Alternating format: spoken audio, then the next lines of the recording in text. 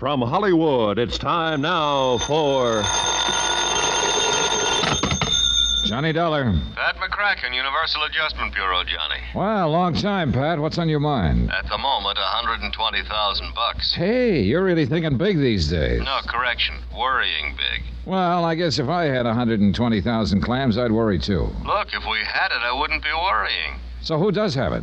Thomas Chase. Come again? A partner in a New York investment syndicate, Everson and Chase. Real dignified outfit up till now. Chase embezzled the money? We think so. So what do you want with me? I'm no expert in forcing confessions. Johnny, you can't make a guy confess if you can't find him. Oh? Chase has jumped his bail. He's disappeared. I'll be right over.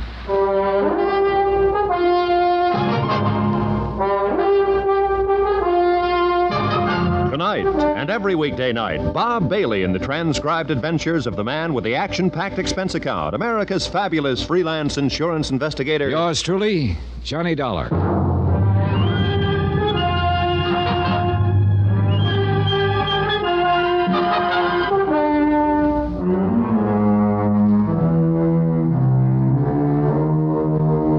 From Special Investigator Johnny Dollar to the Home Office, Universal Adjustment Bureau, Hartford, Connecticut. Following is an accounting of expenditures during my investigation of the Phantom Chase matter.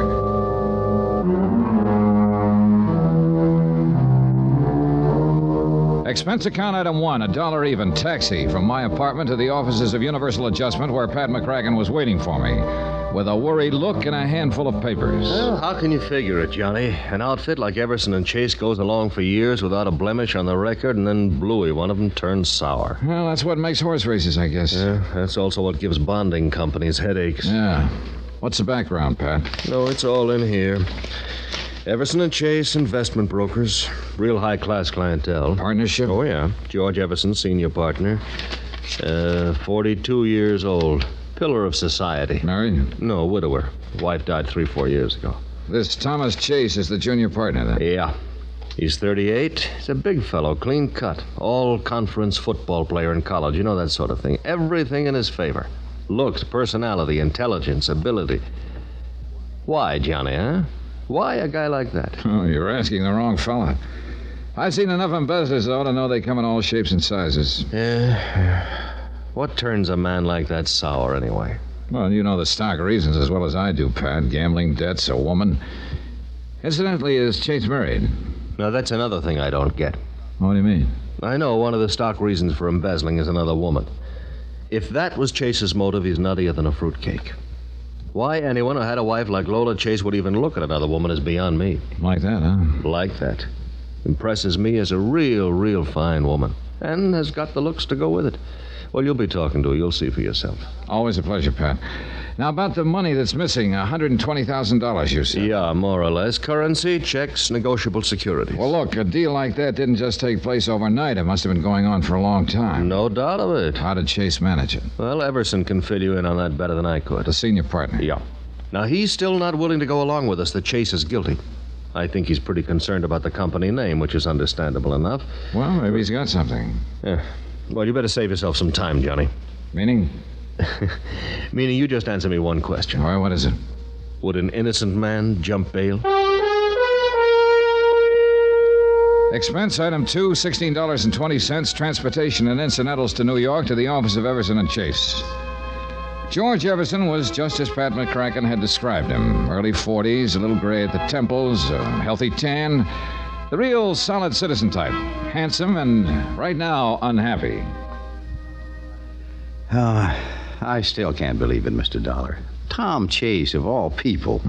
Well, he was like a younger brother. I nursed him through the best graduate business school in the East. I took him in with me. How long ago did he become a partner in the firm, Mr. Everson? 4 or 5 years. Yeah, 5 years next month it would be. And Lola. Poor Lola. His wife? What? If I ever saw an ideal marriage, that was it. As far as I could see, she's all that a man could want. Maybe not for Tom Chase. Well, maybe not. But I certainly don't understand it. Tell me, how was Chase able to get away with this deal? The embezzlement?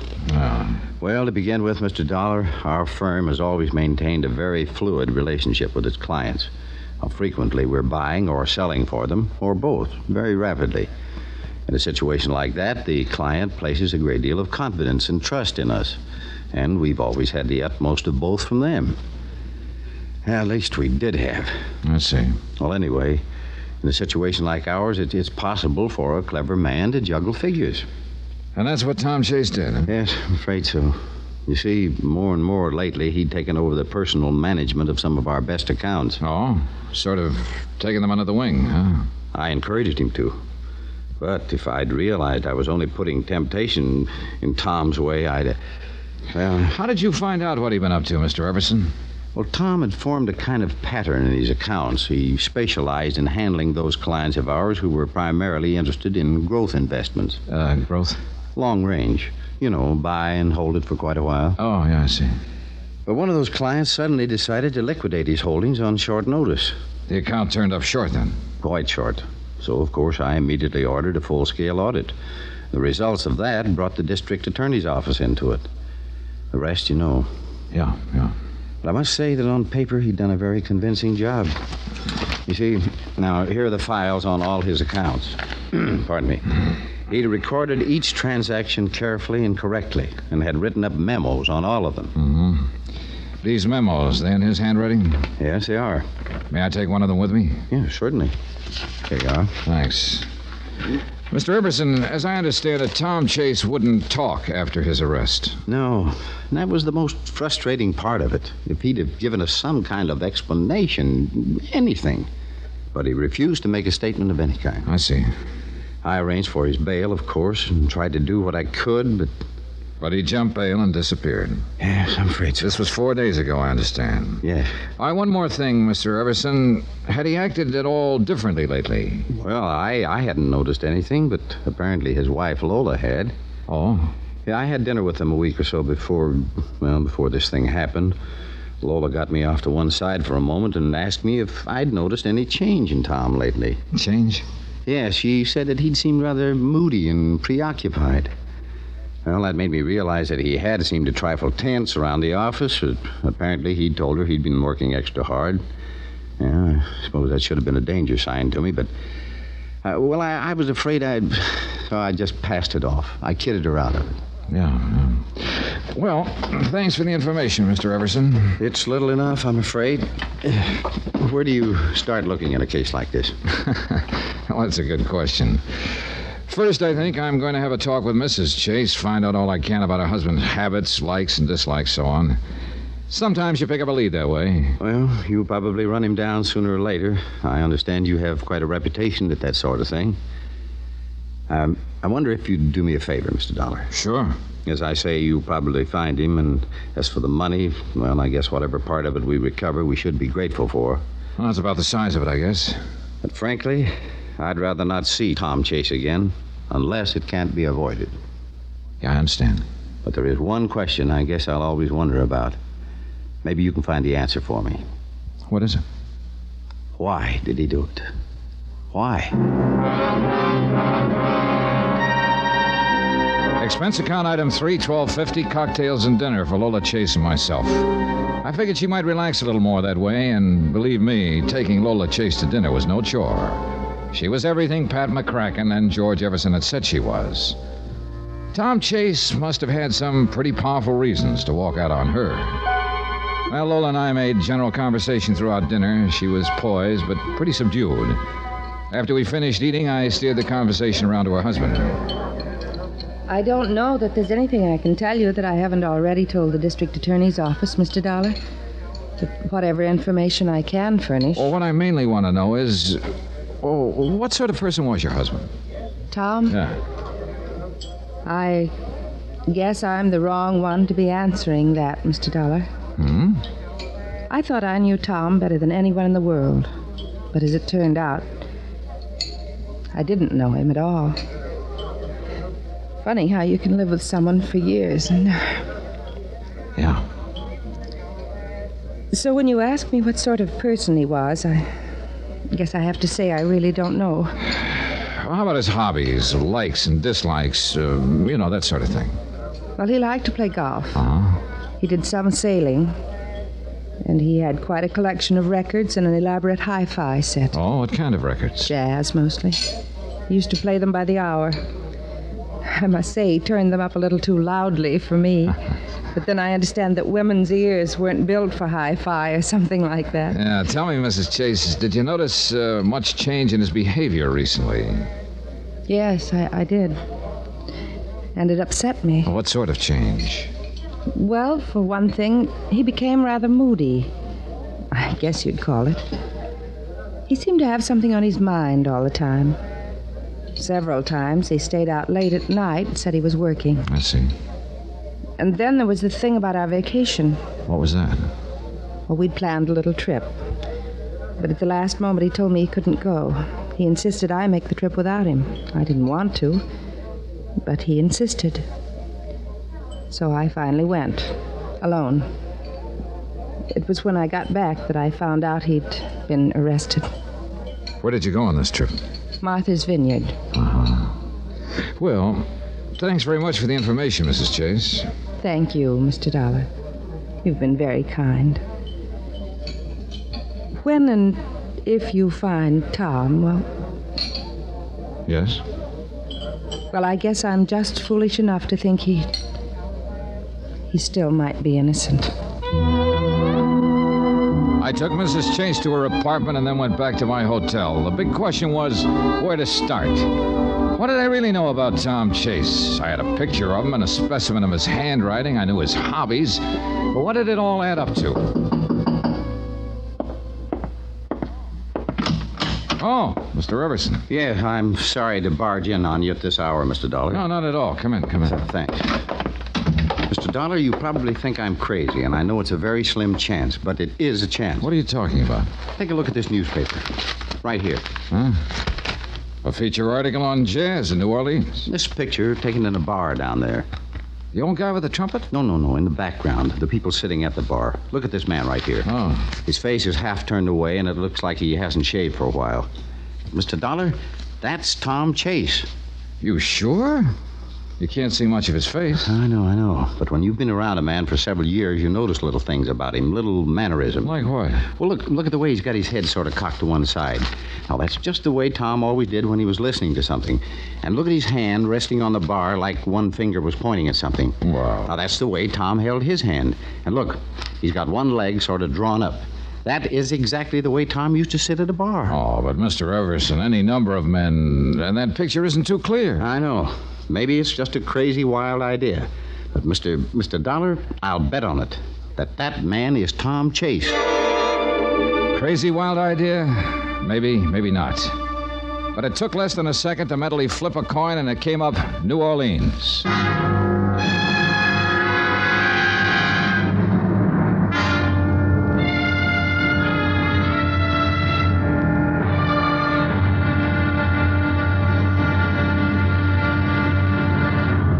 Now, here's our star to tell you about tomorrow's episode of this story. Yeah, on to New Orleans, where the trail proves to be pretty cold, but warms up fast. Join us, won't you? Yours truly, Johnny Dollar.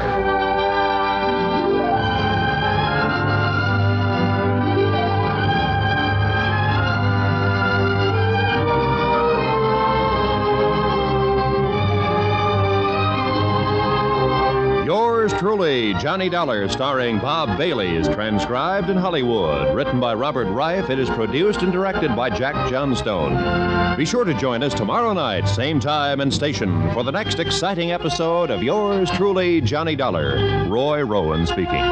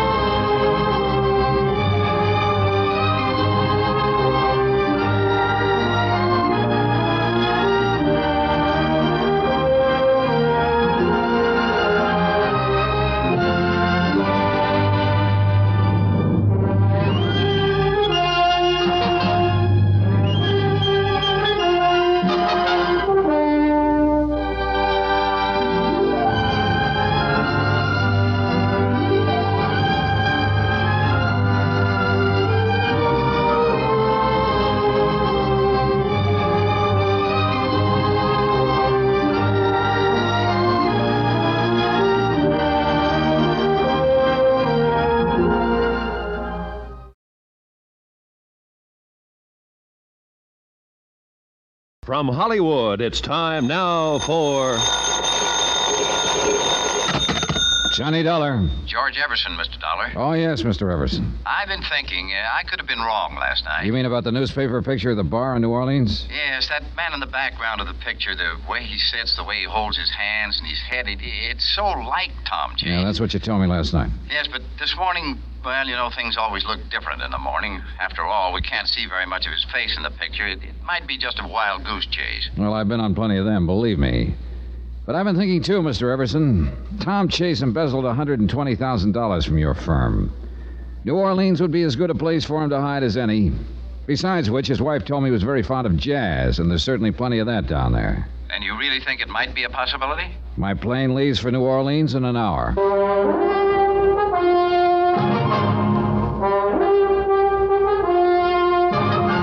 Tonight and every weekday night, Bob Bailey in the transcribed adventures of the man with the action-packed expense account, America's fabulous freelance insurance investigator. Yours truly, Johnny Dollar.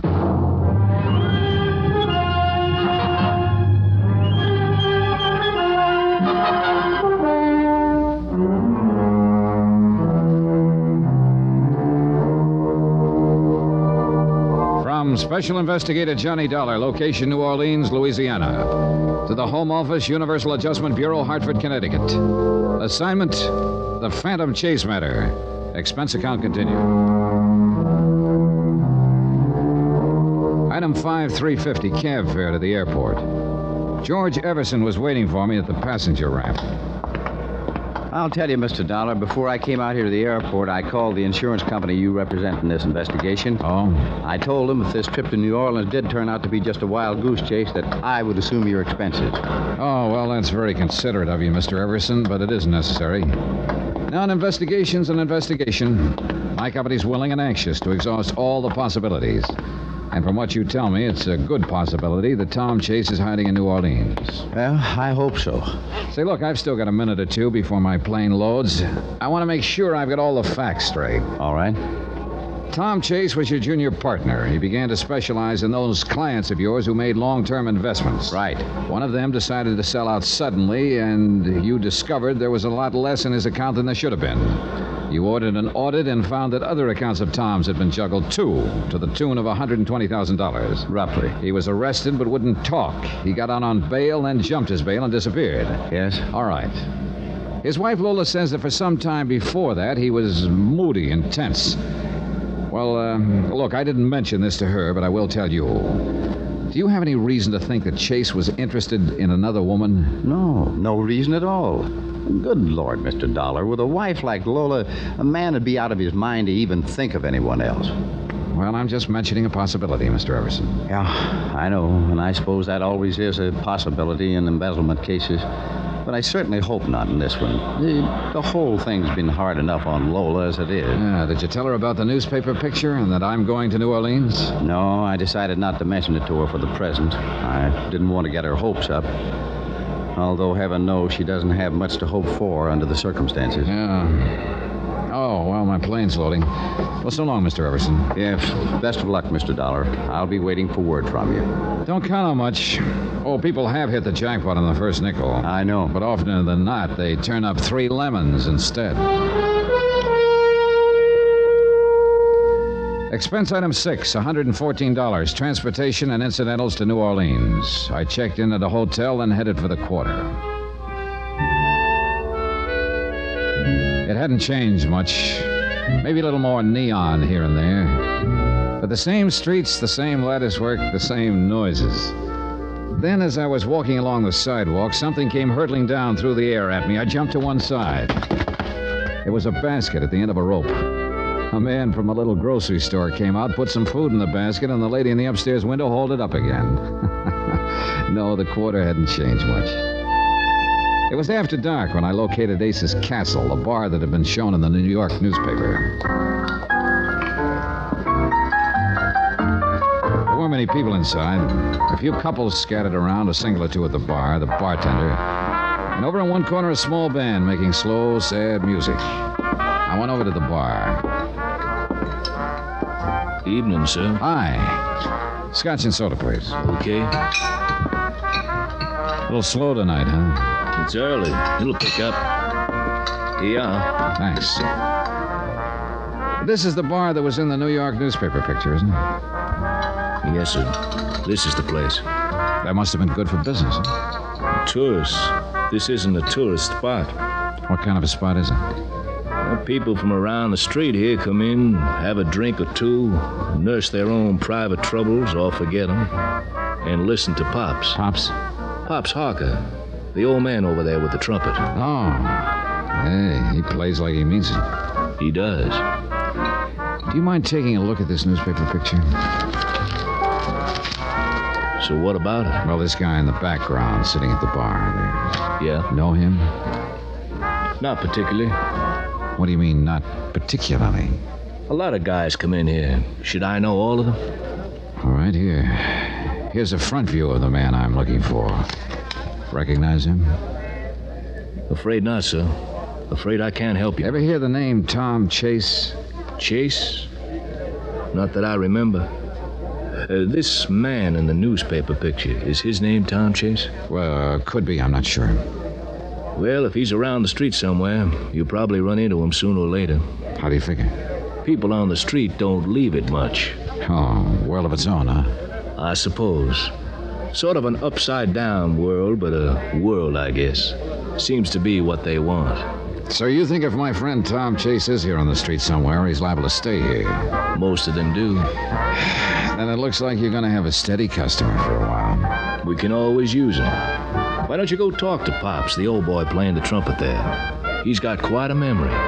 Maybe he could help you. Thanks, I will. Pop was way off at Never Never Land. He looked as old as Africa. He wore dark glasses. And the horn he was blowing looked like he'd either found it or made it.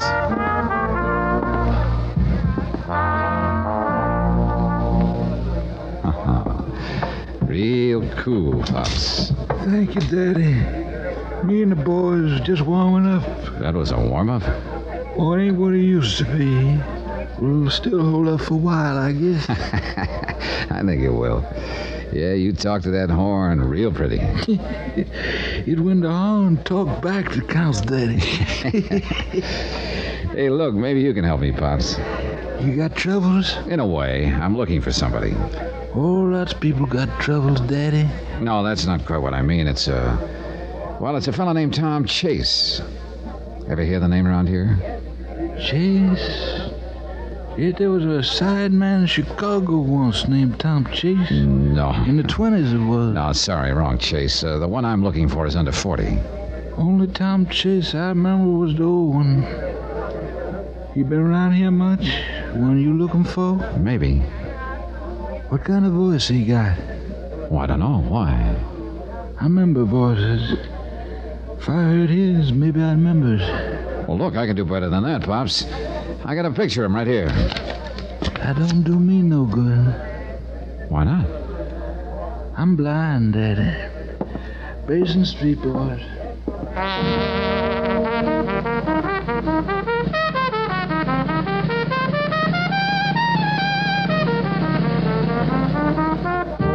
I think I knew now why he could blow the kind of music he did.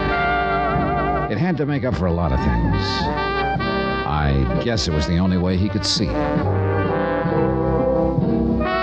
Item 7, $2 drinks for me. I sat there in Ace's Castle for a couple of hours waiting for Tom Chase to show up, or for the guy who looked like him to show up, so I'd know for sure whether this was a wild goose chase. But nothing happened. A few people slowly drifted in and out. Mostly they huddled around Pops Harker, nursing their drinks and listening. It got to be midnight, and I'd just about decided to give up when a man with a face like a weasel slid into the chair across the table from me. Your name, Dollar? Johnny Dollar? That's right. Who are you? Freddie Quintana. So? So you should be glad to see me. Should I? Any particular reason, Quintana? Oh, the best. It's around the street that you're looking for somebody, Dollar. News travels fast. Yeah, when it's really interesting news like that. Well, what's so interesting about it? Whenever I smell dough, it is always interesting. Well, maybe your nose is too sensitive or too long.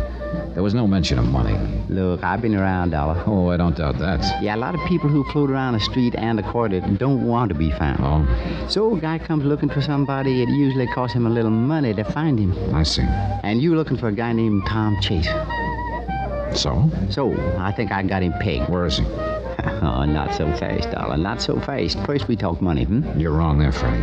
What you mean? First, we make sure you know what you're talking about. Now, look now, You Mr. look. I've bumped into a lot of characters like you. And more than a fair share of them were just trying to ace into a deal for a fast buck without any... I tell you, I got a guy pegged. Describe him. Yeah. Tall, good build, probably a good-looking guy when he shaves, curly hair, brown eyes. How am I doing? Not bad, but I take a lot of convincing. Look, you looking for this guy, you just want to talk about it. I just want proof. Okay? I'll get proof. Bring him here. That'll be proof enough. You kidding? It ain't that easy, and you know it. This guy don't want to be found. I know that the minute I spot him. He's going under the name of Tom James. Tom James? Yeah, I'd ring a bell. Maybe. His full name is Thomas James Chase. He could be using the first two names as an alias. Sure. Yeah, it's a familiar pattern. Sure. Okay, Quintana, suppose you do give me some proof. What do you want? $500. Oh, that's a lot of money. I think you want Chase at all. I'd have to get an okay from my company. You could arrange it. Maybe. And that brings us back to the question of proof again. I'll be back in an hour, Dollar, with proof.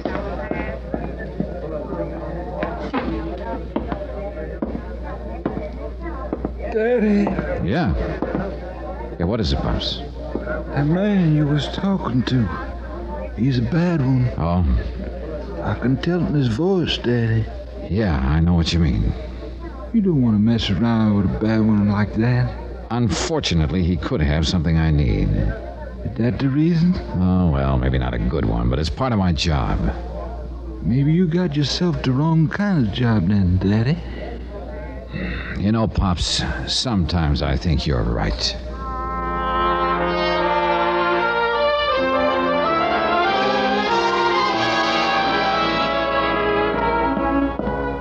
Hi, Dollar. Hello, Freddie. Right back on time. Yeah, with the goods, too. Yeah. Take a look. It's all crumpled up. What is it? Well, smooth it out. I think it's a letter he started writing and threw it away. Where'd you get it? I paid a little visit to his room when he was out. I fleeced it out of the wastebasket. Okay. Lola, when you get this, I'll be far away. Don't try to find me. It's better this way. I don't know how to explain, but ends there. Well, what you think? Is he your boy? I can tell you in about 10 seconds. I fished the sample of Chase's handwriting out of my pocket and compared it to the half-finished letter. I'm no expert, but I didn't have to be. There was no doubt about it. It was Chase's handwriting. So it looked as though my trip was going to pay off after all. Tom Chase was right here in New Orleans.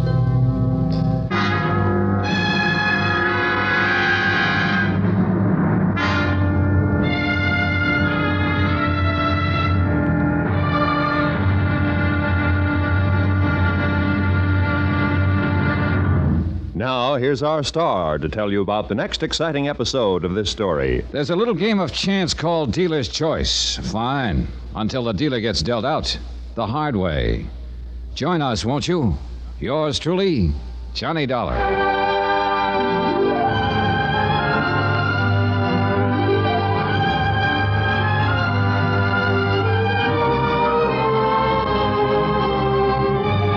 Yours truly, Johnny Dollar, starring Bob Bailey, is transcribed in Hollywood. Written by Robert Wright, it is produced and directed by Jack Johnstone. Be sure to join us tomorrow night, same time and station, for the next exciting episode of Yours truly, Johnny Dollar. Roy Rowan speaking.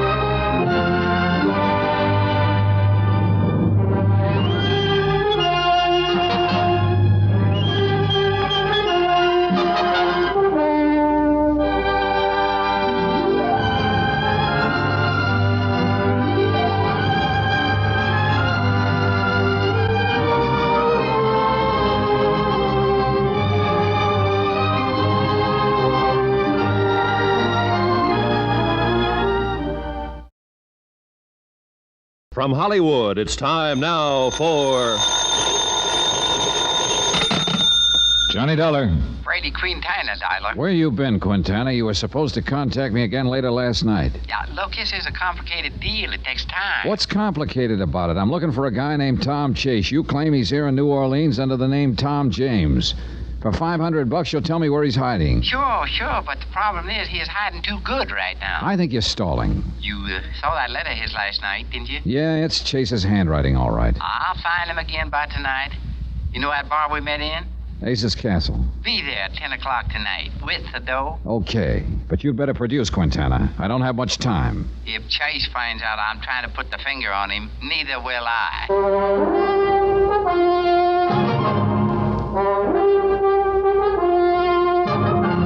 Tonight, and every weekday night, Bob Bailey in the transcribed adventures of the man with the action-packed expense account, America's fabulous freelance insurance investigator. Yours truly, Johnny Dollar.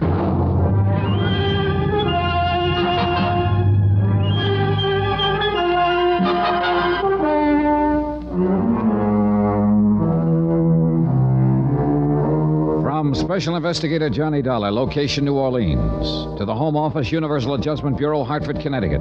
Assignment, the Phantom Chase matter. Expense account continued. Item 8, 425, long-distance call to Pat McCracken at Universal Adjustment Bureau in Hartford. Pat agreed that $500 was a small price to pay if it got us a man who'd embezzled $120,000 from a New York investment outfit. Item 9, 370, phone call to George Everson, senior partner of the investment outfit in New York. It was Everson who'd spotted a newspaper picture of a New Orleans bar with a man in the background who looked to him like Chase. Everson had been afraid he was sending me on a wild goose chase, and he was happy to hear his wild goose had just laid a golden egg. Item 10, $2, assorted newspapers and magazines to kill time. Yeah, there was nothing I could do until I met Freddie Quintana at Ace's Castle at 10 p.m. Pops Harker, the trumpet player at Ace's Castle, had told me Freddie was a bad one. But right now, he was my only lead. The day dragged on. Finally, it got dark, and I was just starting to think about dinner.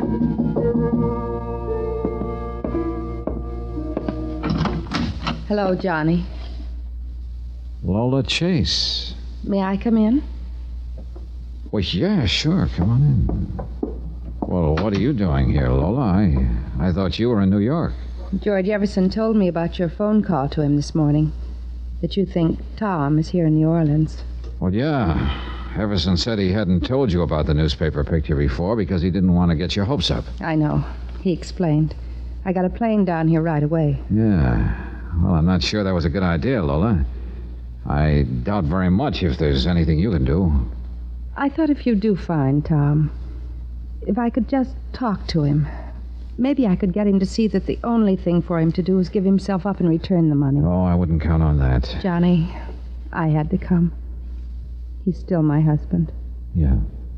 George Everson didn't go into details about the newspaper picture. Oh, there was an article on New Orleans jazz in one of the New York papers a few days back. It showed a bar scene, a place called Ace's Castle. And in the background, sitting at the bar with his face turned away, was a man George thought might be your husband. So I came down here. Now you have proof he's here? I think so. What kind of proof? Johnny, please tell me. Okay. But I'm not sure you want to see it, Lola. Go ahead. Well, last night on Ace's Castle, a character named Freddie Quintana contacted me. Told me he thought he had Tom pegged, that he was going under the name of Tom James. James? That's his middle name. Yeah. The kind of alias a lot of people use. But that's not proof of anything. Oh, I know. Then Quintana showed me a letter he'd stolen from Tom's room. An unfinished letter. I checked it against the sample of Tom's writing I'd brought with me. It looks pretty genuine. What kind of letter? To you, Lola. Oh. Please, may I see it? Here you are. Lola, when you get this, I'll be far away. Don't try to find me. It's better that way. I don't know how to explain, but... I'm sorry. That's Tom's writing, Johnny. Yeah. What happens now? Oh, I'm supposed to meet Freddie Quintana at Ace's Castle down on the quarter at 10 o'clock tonight. I want to come with you. Oh, look, Please, Lola. Johnny. Expense account item 11, $8.20. Dinner for Lola and me. She didn't say much during the meal. I guess there wasn't much for her to say. Afterward, we started walking through the quarter toward Ace's Castle. It's interesting around here, Johnny. Oh, yeah. The quarter hasn't changed much. You've been here before? A couple of years ago. Funny. What is? You, in a job like this. Why? Well, I don't know. You just don't look like a person who spends most of his time looking for fugitives and criminals. It seems like such a strange job for you. It's a job. Do you like it? Oh, I don't know. Sometimes I like it a lot. Sometimes I don't like it at all. Like now? Like now. Thanks, Johnny. For what? For feeling that way. Well, I guess it's my turn to say funny. What about? You're asking about... Well, Pops Harker seemed to think I was in the wrong job, too. Who? Pops Harker, an old fellow who plays trumpet at Ace's Castle. You'll hear him. He's blind. Oh. Yeah, that horn of his has to make up for a lot. But why did he think you're in the wrong job? Mostly because of the company I sometimes have to keep, like Freddie Quintana. Oh. I hate to see things work out like this. What's that mean? I mean, finding Tom this way through a cheap information peddler like this Quintana. Oh, if he'd only turn himself in. I'm afraid that's a pretty remote possibility. I know. He seems to have forgotten what sort of a person he was. After his arrest, he wouldn't even talk to me about it. I guess he's forgotten a lot of other things, too. All right, come on, Lola. That's Ace's Castle right ahead. You think Tom will be there? I doubt it. Probably just Quintana. But he's supposed to tell me where your husband is hiding. Here we are. That must be Pops Harker over there in the band with the dark glasses. Yeah, that's him. Come on, that corner table.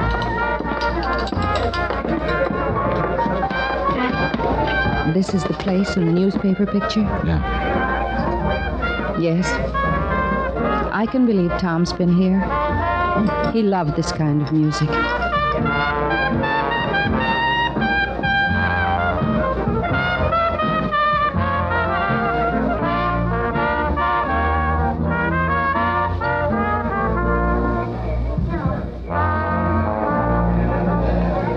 Real nice, Pops. Thank you, Mr. Dollar.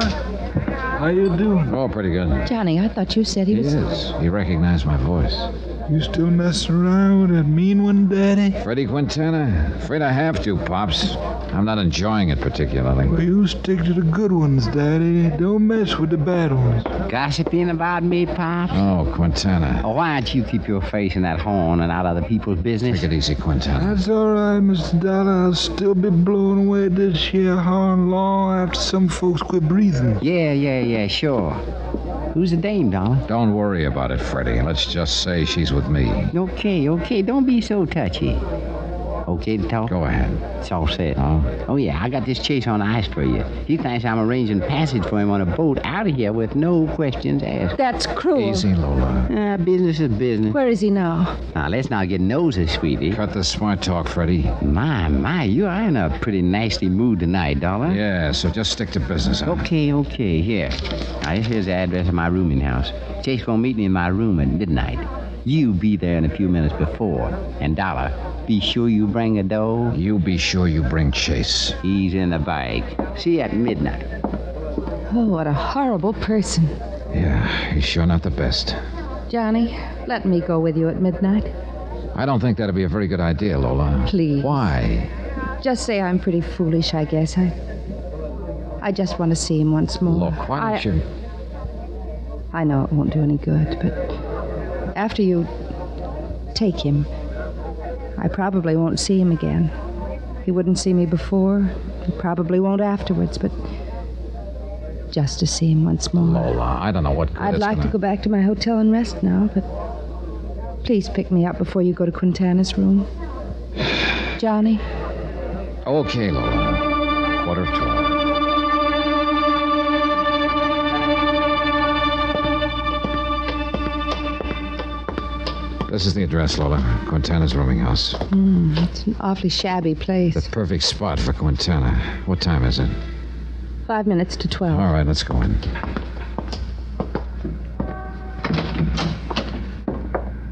Number 8. Let's see. Oh, here it is. Yeah. Okay, we won't knock.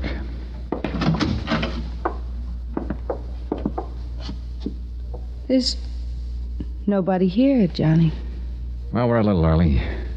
Okay, we'll wait.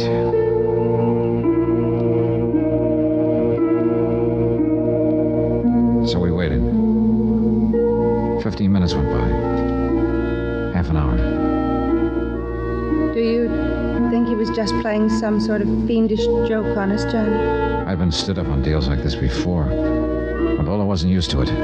Pretty soon the strain got a little too much for her. Please, Johnny, I can't stand this anymore. Take me back to my hotel. So I did. Now I was right back where I started from, with no leads. I decided to go back to Ace's castle. That's where the trail had started. I sat there for a few minutes nursing a drink. Then somebody slid into the chair across from me. You Johnny Dollar? Yeah, that's right. Who are you?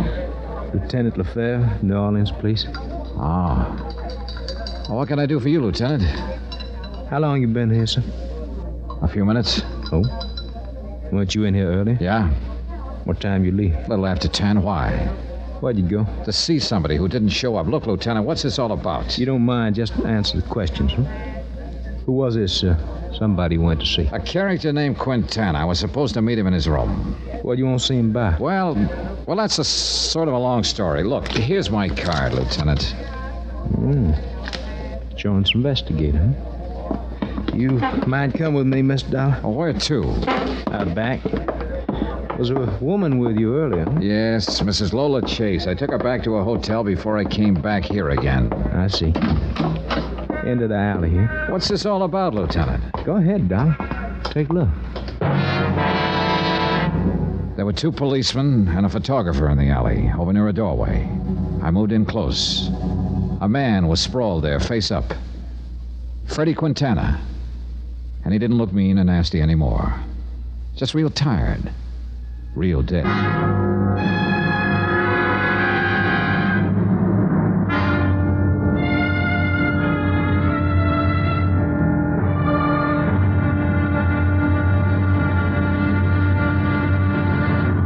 Now, here's our star to tell you about the next exciting episode of this story. Somehow I managed to parlay a scrap of burnt paper into a plane ticket for what almost turns out to be a one-way trip. Join us, won't you? Yours truly, Johnny Dollar.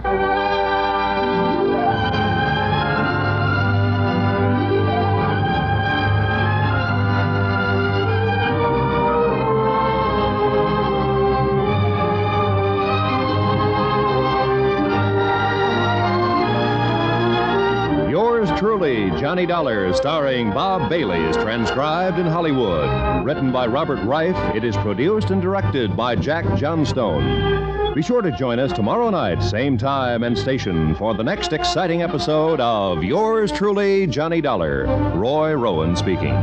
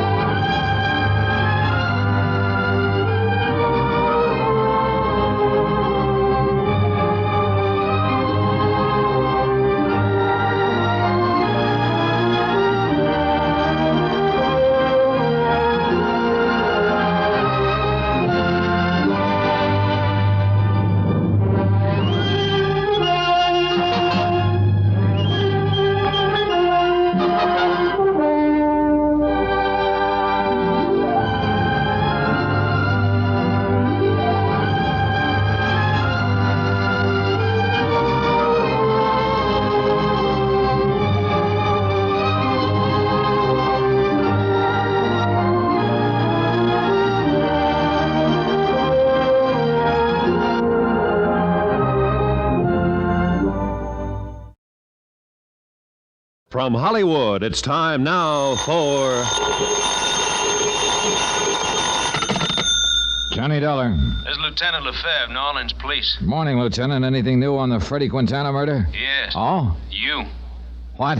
You said you were with Quintana last night. On business, Lieutenant. What kind of business, Dollar? Well, it's a long story. I'm sure. I think you better tell it to me. Okay, I'll be right over.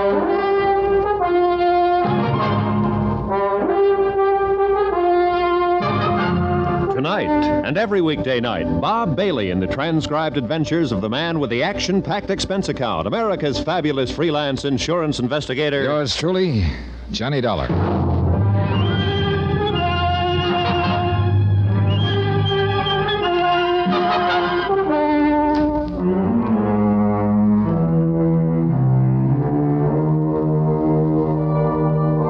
Special Investigator Johnny Dollar, location New Orleans, to the Home Office, Universal Adjustment Bureau, Hartford, Connecticut. Assignment, the Phantom Chase matter. Expense account continued.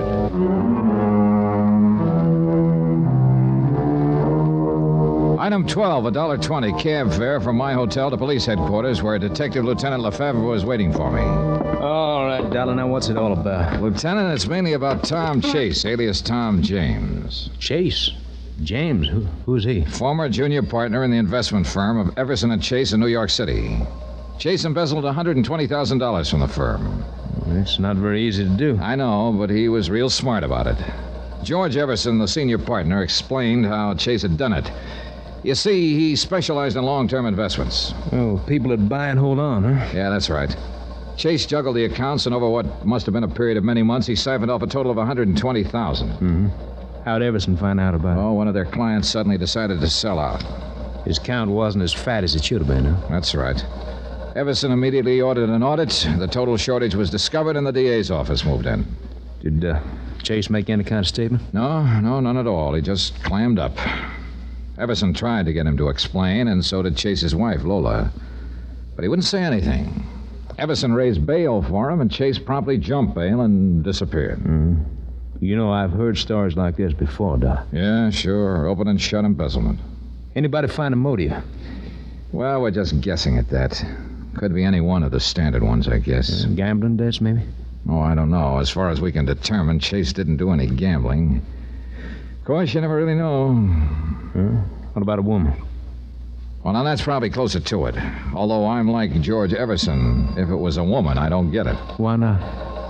You should see Chase's wife, Lola. Oh, like that, eh? Like that. Still, the woods are full of men who've run out on good wives. Oh, yeah. There was something wrong in the happy home, all right, but I guess it was all on Chase's part. Was he? Lola told me he'd been moody and tense for some time before the embezzlement became known. He was away from home a lot at night. Told her he'd been working late. Mm-hmm. That, too, sounds familiar. She asked George Everson about it, and George told her it wasn't so. Then there was the matter of the vacation. Vacation? Yeah, at the last moment, Tom Chase told Lola he couldn't get away, but insisted she go anyway. So she went to Martha's Vineyard alone. Mm-hmm. Well, it certainly has all the earmarks of another woman. I know. I asked George Everson if he knew of any other woman. He said no. I haven't had the heart to ask Lola Chase that yet. But I got a hunch that's what she's afraid it is, too. Well, it's all very interesting, Dollar, but what's it got to do with Freddie Quintana's murder here in New Orleans? Yeah. Here's a New York newspaper. Last week. Take a look at it. Oh. Article on New Orleans jazz. Yeah. That's a picture of Ace's Castle down on the quarter. George Everson spotted this picture. The fellow in the background sitting at the bar looked to him like Tom Chase, and Chase was crazy about jazz. And that's why you come down here to New Orleans? Yep. Freddie Quintana contacted me night before last and told me Tom Chase was in New Orleans under the name of Tom James. Did you have any proof to show you? A letter Chase had started to Lola, then threw away. Quintana stole it from Chase's room. The handwriting genuine? Mm-hmm. I checked it against a sample of Chase's writing that I'd brought with me. Yeah, it's his, all right. Go on. Well, Quintana told me to meet him in his room at midnight. He'd have Chase there. Apparently, he was pretending to negotiate with Chase for passage out of the country. Oh? So Lola and I went to Quintana's room at midnight, but he didn't show. And I took her back to her hotel. Then I met you, and you showed me Freddie Quintana's body in the alley. It sure looks like Tom Chase didn't want to get found. Mm-hmm. So now if we get Tom Chase, we got Freddie Quintana's killer. That's about the size of it, Lieutenant. I don't know. What do you mean? Dollar, quarter's been my beat for a long time now. So Freddie Quintana was a real bad boy. That's what I've been told. And when a bad boy gets himself killed, it isn't always easy to tag the man who did it. Meaning there are a lot of them who'd like to have done it, huh? In Freddie's case, a long line of them. I don't doubt it. Well, we'll give it a whirl. Tom Chase, alias Tom James. I'll get out bulletin on him. If he's the one, though, he probably skipped time by now. Could be. What's your next move, Johnny? One that I don't look forward to, believe me. Oh? Breaking the news to Lola Chase.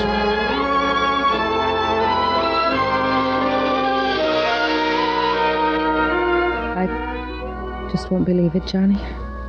I know. It was hard enough to think that Tom was an embezzler, but he isn't a killer, Johnny. He couldn't be. A nice guy can get twisted up. Then, when he's on the run, he sometimes acts like an animal. He'll destroy anything or anyone who's between him and his freedom. But what kind of freedom can a man have who's... I guess you were right, Johnny. Yeah, what about? You said I shouldn't have come down here from New York. That there was nothing I could do except get hurt more. Oh, I can understand your feeling. You had to come, but, well... Johnny, I wish you were working for me right now. This investigation, I mean. I'd just call it off. Afraid it isn't that simple. Your husband's still a fugitive. He's got to be found. That $120,000, or what's left of it, has to be recovered. And if he is responsible for Quintana's murder... I know. It was just a wish. Excuse me. Hello? Oh, yes, just a moment. It's for you, Johnny. Oh, thanks. Johnny Dollar. Lieutenant Lefebvre. Thought I might find you there. Anything new, Lieutenant? Yes. That Tom James alias you gave us for Tom Chase paid off. Oh? We just located his room. Where? In a room and house in the quarter, a couple of doors from where Freddie Quintana lived. I'll meet you there in 10 minutes.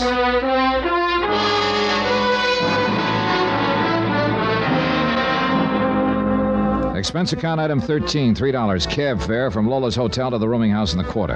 $2 for the fare, $1 extra for speed. The driver earned it. 8 minutes later, I met Lieutenant Lefebvre at the rooming house, a dilapidated two-story building. He took me to a room at the end of the hall on the first floor. There's it, Johnny. No sign of Chase, huh? No.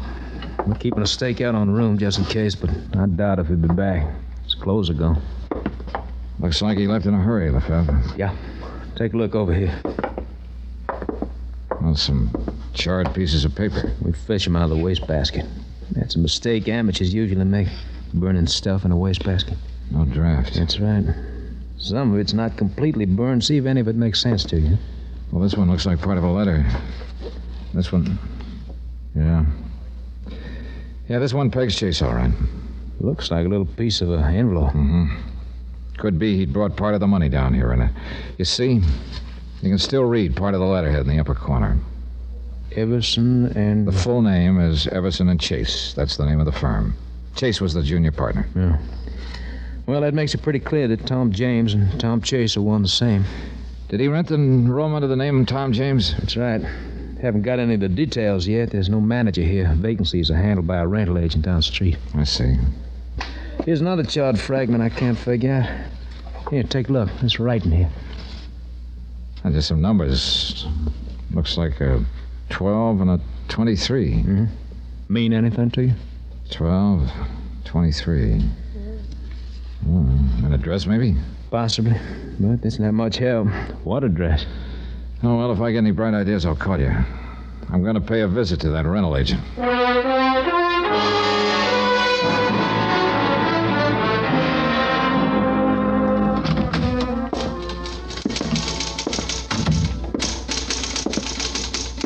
Yes, sir. What can I do for you? Are you the agent for that rooming house down the street? That's right, sir. Collis is the name. Roger Collis. You'd like a room, maybe? No, thanks. I want some information. What about?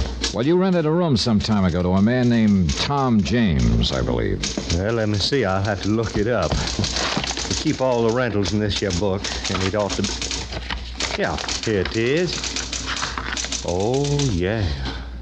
What do you mean, oh, yeah? Was there something special about that rental? Oh, indeed there was, my friend. A little over a week ago it was. Yeah, that would figure. And the month's rent was paid in advance. Is that what was so special about it? Oh, no, that's happened before. It was who rented it was so special. Well, I thought Tom James. It was rented for Mr. James by a friend of his. Oh? I sure wish I had a friend like that. Oh, man, what a woman. The motive for Tom Chase's embezzlement. It was a woman, after all. He probably stayed undercover while she rented the room for him. I thought of his wife, Lola. I didn't want to see her get hurt anymore. Expense account item 14, cab fare to Lola's hotel. Is there something new, Johnny? You left in such a hurry. Lola, do yourself and me a favor. What is it? Go back to New York now. Why? Well, I just think it'd be better all around, that's all. Something's happened. You found out something. Johnny, please don't hold anything back from me. Look, Lola, whatever it is, I have a right to know. Yeah, I guess you do. Okay, I'm sorry to tell you this, but it looks like Tom isn't traveling alone. Oh. I guess I always knew that was it. It had to be. I'm sorry. You're right, Johnny. The only thing for me to do now is go back to New York and forget. Try to forget.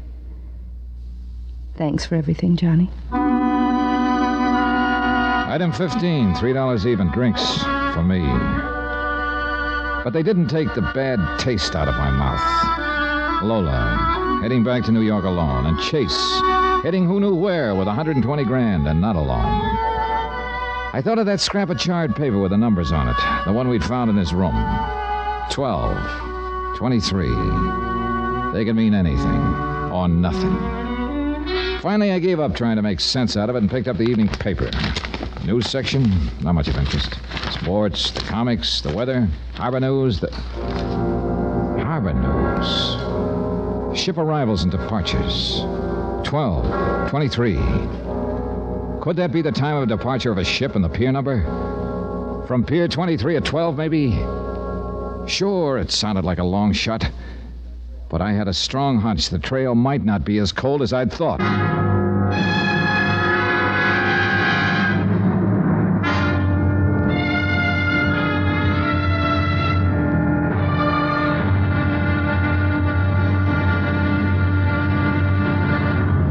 Now, here's our star to tell you about the next intriguing episode of this story. It's about a trail that heats up, and a girl who doesn't exactly help to cool things off.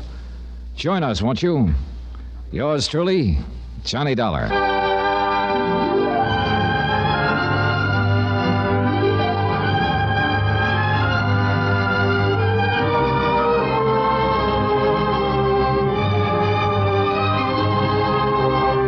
Yours truly, Johnny Dollar, starring Bob Bailey, is transcribed in Hollywood. Written by Robert Wright, it is produced and directed by Jack Johnstone. Be sure to join us tomorrow night, same time and station, for the next exciting episode of Yours truly, Johnny Dollar. Roy Rowan speaking.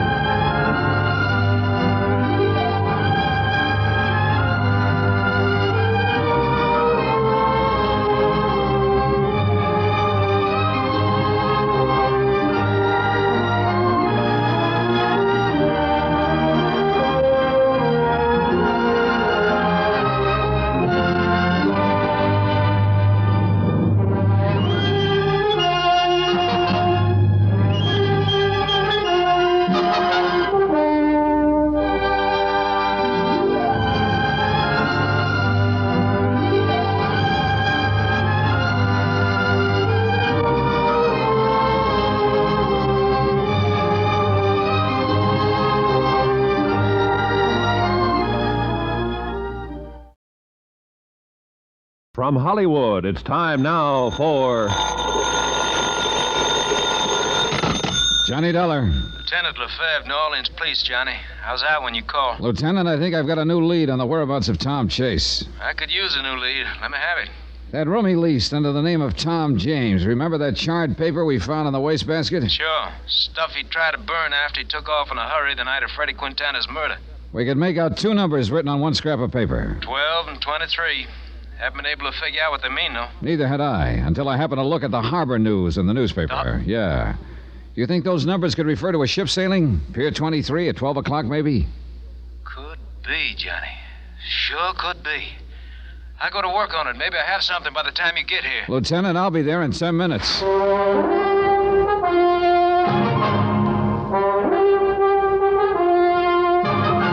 Tonight, and every weekday night, Bob Bailey in the transcribed adventures of the man with the action-packed expense account, America's fabulous freelance insurance investigator. Yours truly, Johnny Dollar.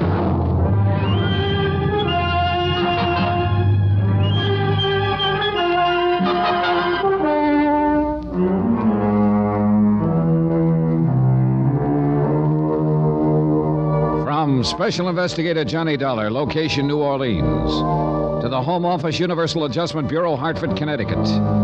Assignment, the Phantom Chase matter. Expense account continued. Item 16, $1.50, cab from my hotel to police headquarters in the office of Detective Lieutenant Lefebvre. I got some of my boys working on ship sailings, Johnny. Trouble is, we're not sure what date we want and whether the 12 means noon or midnight. Pier 23 is a pretty busy place. There's been several departures in the last few days. Freddie Quintana was killed 3 nights ago, about 10:30 at night. Could be the departure time was midnight that same night. Could be, and that's a line we're taking. But, of course, that's assuming that Tom Chase, alias Tom James, was the one who murdered Freddie Quintana. Oh, everything points that way, Lieutenant. Look, Tom Chase was the junior partner in the New York investment firm of Everson and Chase. He embezzled $120,000, jumped his bail, and disappeared. Embezzler isn't necessarily a killer, Johnny. Matter of fact, the two types are usually quite different. True enough. But the big kicker in this deal is why Tom Chase went sour in the first place. A man who changed as completely as he did in one direction might go all the way. Well, it's happened before, of course. His wife Lola and his senior partner, George Everson, were pretty shocked at the thought Tom had embezzled the money. They couldn't understand why a man like he would do what he did. Neither could I, until I found out it was a woman who rented a room for him here in New Orleans. How did Miss Chase take that news? Pretty hard. She's still here in New Orleans? No, I talked her into returning to New York. I just didn't want to see her get hurt anymore. She probably shouldn't have come down here in the first place. Well, that's what I told her. That there was nothing she could do here. But what it boiled down to was she just wanted one more look at her husband. You see, after he was arrested in New York, he refused to make a statement, wouldn't even talk to her about it. Refused to see her at all. So she thought if she could see him again, he might have some kind of explanation, huh? Yeah, but as it turned out, she was just asking for another kick in the face. How can a man explain another woman? That's a good question. Personally, I hope I never have to answer one like it. Lefebvre, when I see what happens sometimes in the marriages I run up against, I'm glad I'm single. The trouble is, you and I have tangled with the wrong kind of people most of the time. You can say that again. Freddie Quintana sure fit into that category. That name brings up a problem, Johnny. We're basing our belief that Chase skipped town and that those numbers on the scrap of paper mean a ship sailing. We're basing all that on the assumption that Chase killed Quintana. Right. You must remember that Quintana was a bad boy. There are plenty of people who'd like nothing better than to knock him off. But why at that particular moment? Oh, Lieutenant, the timing adds up to Chase. After I traced him here to New Orleans, Quintana contacted me, said he could deliver Chase for a price. He showed me a sample of Chase's handwriting he'd swiped from his room. It was genuine, all right. Then Quintana winds up dead in an alley before he can deliver Chase. How else can it add up? Look, Johnny, I'm just mentioning possibilities. You're right. Chase is the probability. Yeah. Lefebvre. What? Let me get that down. All right, I have it. Thanks. They locate the ship? Yeah. Caribbean Star. Left at midnight the night of Quintana's murder. From Pier 23? Right. Destination Trinidad by way of Havana and Haiti. And there is a Tom James on that passenger list. Your hunch was a good one. Let's see. If I could get a plane out of here this morning, I might be able to intercept the ship at Haiti. Hey, could you cable the authorities there and request them to hold Chase if I don't make it in time? Sure, glad to. Just a minute. Johnny, you expecting a call from New York? Oh, yeah. I put one in to George Everson, Chase's senior partner, a little while ago. Well, here it is. Good, thanks. Hello? This is George Everson in New York. They told me at your hotel that you were at police headquarters. You were wondering why Chase embezzled the money from your firm, Mr. Everson. I still can't understand it. Mr. Dollar, it just... Well, maybe this'll help. We found out that his hideout here in New Orleans was arranged for him by a woman. A woman? Oh, no. And, according to the rental agent, quite a woman. Oh, good Lord. To think... Well, does Lola know of this? Yes, I talked her into returning to New York. Good. She should never have gone down there in the first place. Any leads on Chase's present whereabouts? Yeah, just turned one up. It looks like he's traveling under the name of Tom James on a ship to Trinidad. Trinidad? Right. But if my luck holds, he won't get farther than Haiti.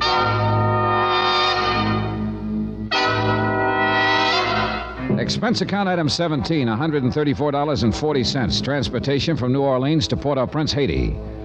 The flight only took a few hours, but to me the plane seemed as slow as a truck. But then, as we came in over the harbor at Port-au-Prince, I could see it was going to be a dead heat. The boat was just entering the harbor. By the time I got to the dock, they were just putting the gangway over. Nobody had come ashore yet. I had Chase's stateroom number from the passenger list.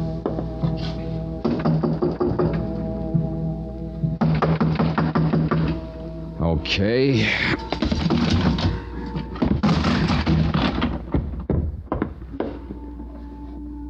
Empty. Real empty. Oh, well. What's the trouble here? What's wrong? Oh, Purser. Was that you just broke in the door? Yeah, here's my card.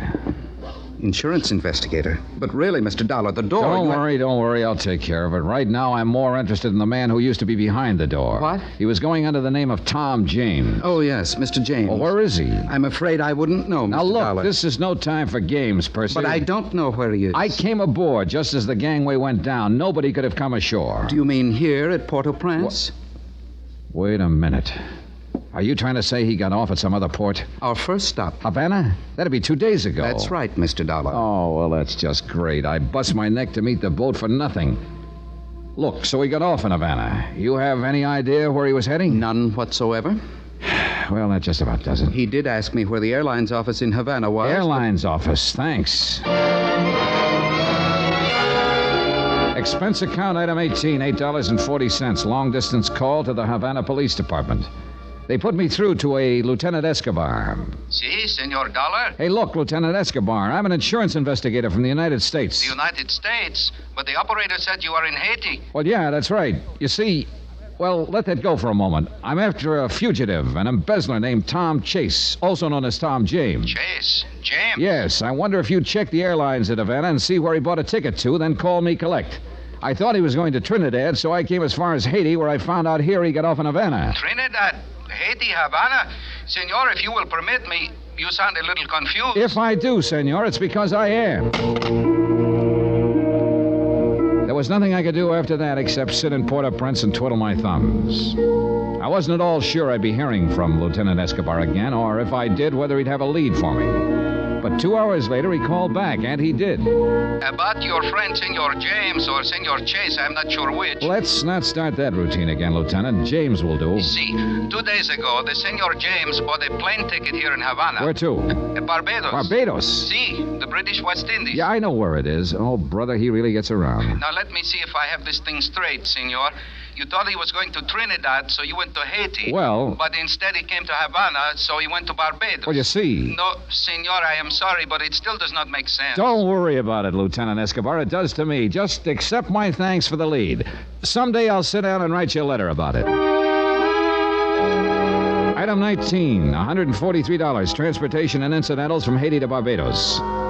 From the air, it looked like a beautiful spot. Pastel-colored houses with pink roofs, clean sandy beaches, gentle waves. Yeah, I could see Chase's point in coming here. A good place to get away from it all, particularly with $120,000 to keep you company. And more particularly, when when what you're trying to get away from is a couple of assorted charges, like embezzlement and murder. But if I thought that finding Tom Chase, alias Tom James, would be a cinch once I got to Barbados, I was sadly mistaken. It was a bigger island than I'd realized, about 170 square miles, and Bridgetown was quite a fair-sized city.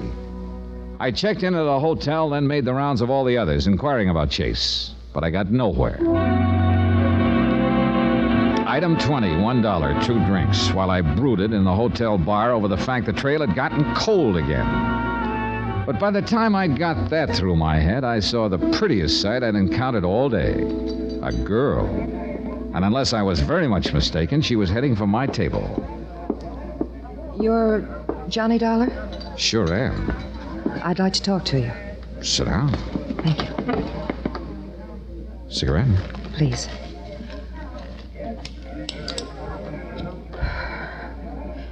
You're looking for somebody, aren't you, Mr. Dollar? Am I? Anybody in particular? Yes. Let's call him Tom James. Oh? What about him? I know where he is. Who are you? Connie. Connie who? Connie's enough. So you're the one, huh? What do you mean? Well, I knew Chase wasn't traveling alone. Yeah, I'm the one. One thing I don't get. What? Why you're doing this, if you're Chase's girlfriend. You want out, maybe? Yeah, I want out. So you'll deliver Chase to me. What do you want for it? Money enough to get back to the States? That might be arranged. Just one thing. What is it? The last person who tried to turn Chase over to me got himself killed back in New Orleans. You better be real careful. I will. Now look, there's a bar down near the waterfront called the Trade Winds. Know it? I can find it. Be there about 10 tonight. Chase will be with me. Okay. 2 things, Mr. Dollar. What are they? Don't let on to him how you found him. Okay, what else? Bring the money. Connie left and I sat there basking in the welcome warmth of a trail that had suddenly heated up again. At 9:45, I went down to the waterfront. I spotted the Trade Winds bar down the street a block or so. I waited. Pretty soon I saw Connie go inside. I started for the entrance. Then, suddenly, I realized I was being followed. Somebody crossed the street in the shadows. I whirled and headed for him fast. It took him by surprise. He ducked down an alley, then into a warehouse on a pier. I eased up to the door. It was dark inside, but I went in. Then, too late, out of the corner of my eye, I spotted somebody beside me in the dark. Something hard hit me over the right ear, knocked me to my knees. Yeah, I'd finally caught up with Chase. The hard way.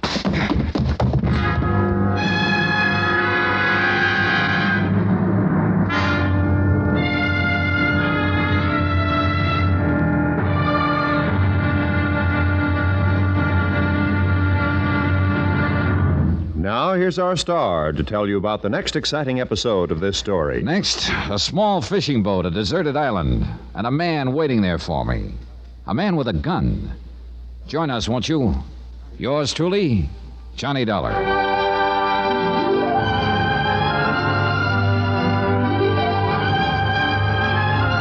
Yours truly, Johnny Dollar, starring Bob Bailey, is transcribed in Hollywood. Written by Robert Wright, it is produced and directed by Jack Johnstone. Heard in our cast were Virginia Gregg, Michael Ann Barrett, Lawrence Dobkin, Forrest Lewis, Peter Leeds, Barney Phillips, Tony Barrett, and Victor Perrin. Musical supervision by Amerigo Marino. Be sure to join us on Monday night for another exciting episode of this story on Yours truly, Johnny Dollar. Roy Rowan speaking.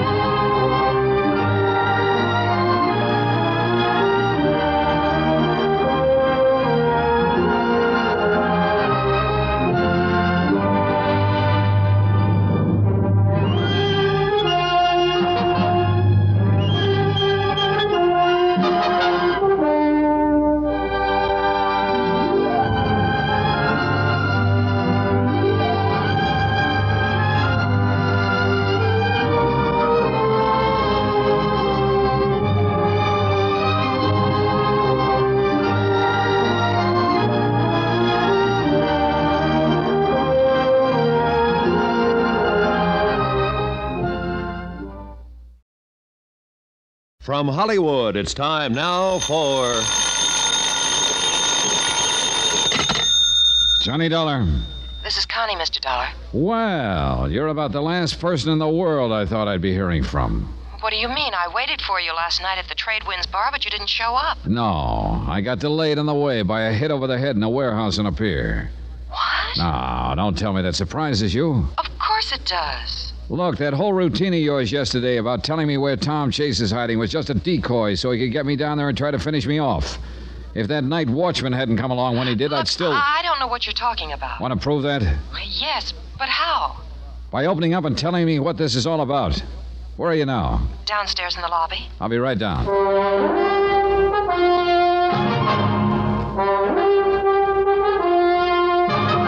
Tonight and every weekday night, Bob Bailey in the transcribed adventures of the man with the action-packed expense account, America's fabulous freelance insurance investigator. Yours truly, Johnny Dollar.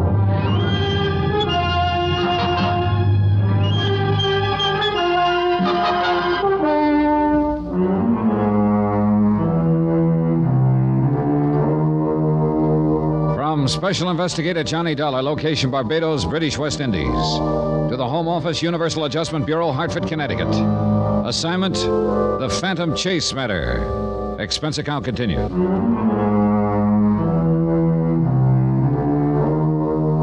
Item 21, 2 cents. Exactly what I'd have taken at that point to chuck the whole deal. Getting slugged on the head the night before was bad enough.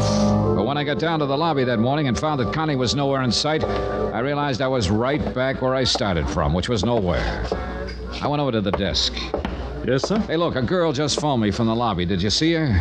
Yes, sir. The most attractive young lady. Yeah, and right now a most invisible young lady. Where'd she go? Why, I don't know, sir. Was she alone? Oh, it's quite alone. She came in and asked to be put through to your room. And after she'd hung up, she suddenly turned and walked out. Oh, well, that's just great. You wouldn't happen to know her? I'm afraid that's a pleasure that's been denied me, sir. Ever seen her before? Yes, once or twice around town. Was she with someone when you saw her? Oh, sir, a woman with such obvious charm is seldom alone. Yeah, well, you remember what the man she was with looked like? Well, only in a vague sort of way, I'm afraid. He was large, rather handsome, athletic looking, I'd say. Could be Chase, all right. Chase? Skip it. Well, that's that, I guess. Sorry you didn't make connections, sir. But perhaps you'll come back.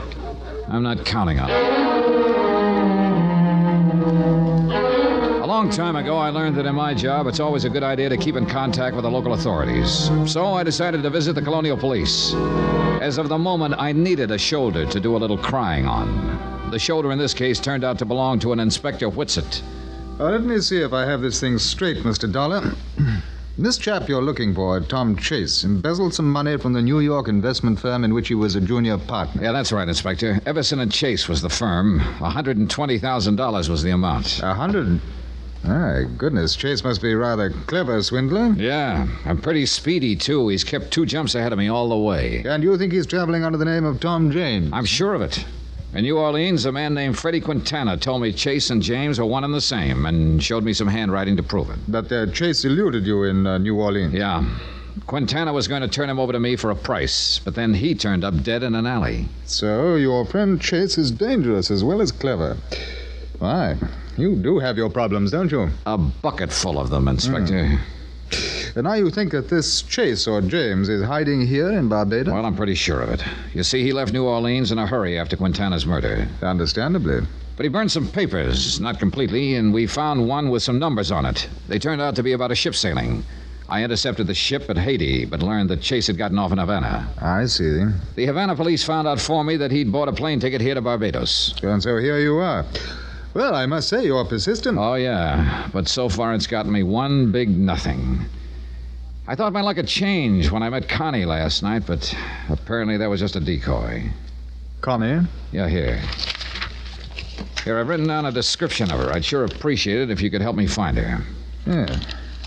Oh, I say, from this description it sounds as though it would be a pleasure to find her, wouldn't it? Oh, yeah, Inspector, she's quite a dish. How does this Connie enter into the situation? Well, pretty basically.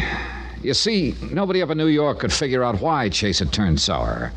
His senior partner, George Everson, was mystified, and so was Chase's wife, Lola. But I guess the reason was pretty obvious right from the start. Except nobody wanted to face up to it. I take it you refer to perhaps the classic reason, another woman. Right. I found out that Chase's New Orleans hideout had been arranged for him by a woman. Then last night, Connie told me she knew where Chase was, and for enough money to get back to the States, she'd tell me. Well, then this Connie would appear to be the other woman, huh? Yeah. She said she wanted out, but it turned out to be a trap. Oh? How so? Well, she set up a meeting for us last night, but on the way to it, I got slugged. Oh? Apparently, a night watchman came along right afterwards. Otherwise, I suppose Chase would have finished me off. One thing I don't get, though. What's that?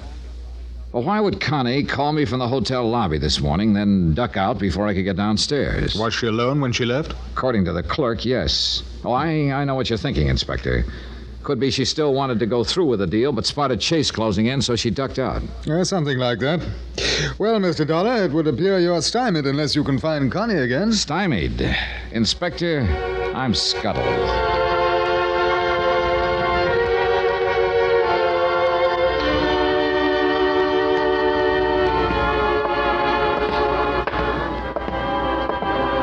Good afternoon, Mr. Dollar. Clerk, has that girl been back?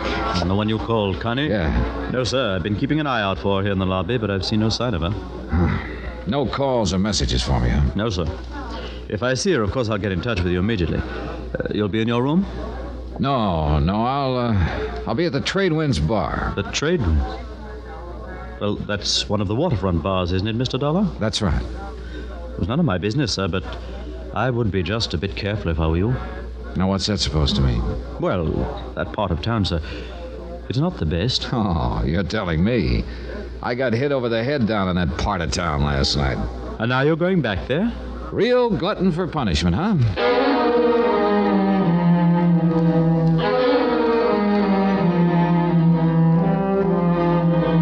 My thought was that the Trade Winds bar was as good a place to go as any at the moment.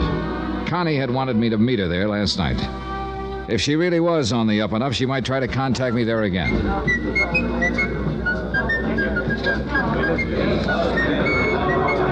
The Trade Winds was a typical waterfront dive. Through the swirling smoke, I could make out sailors, fishermen, West Indians, and tourists all rubbing elbows. Item 22, 50 cents, 2 rum punches. They came cheap there. Halfway through the second one, I spotted someone in the doorway, Connie.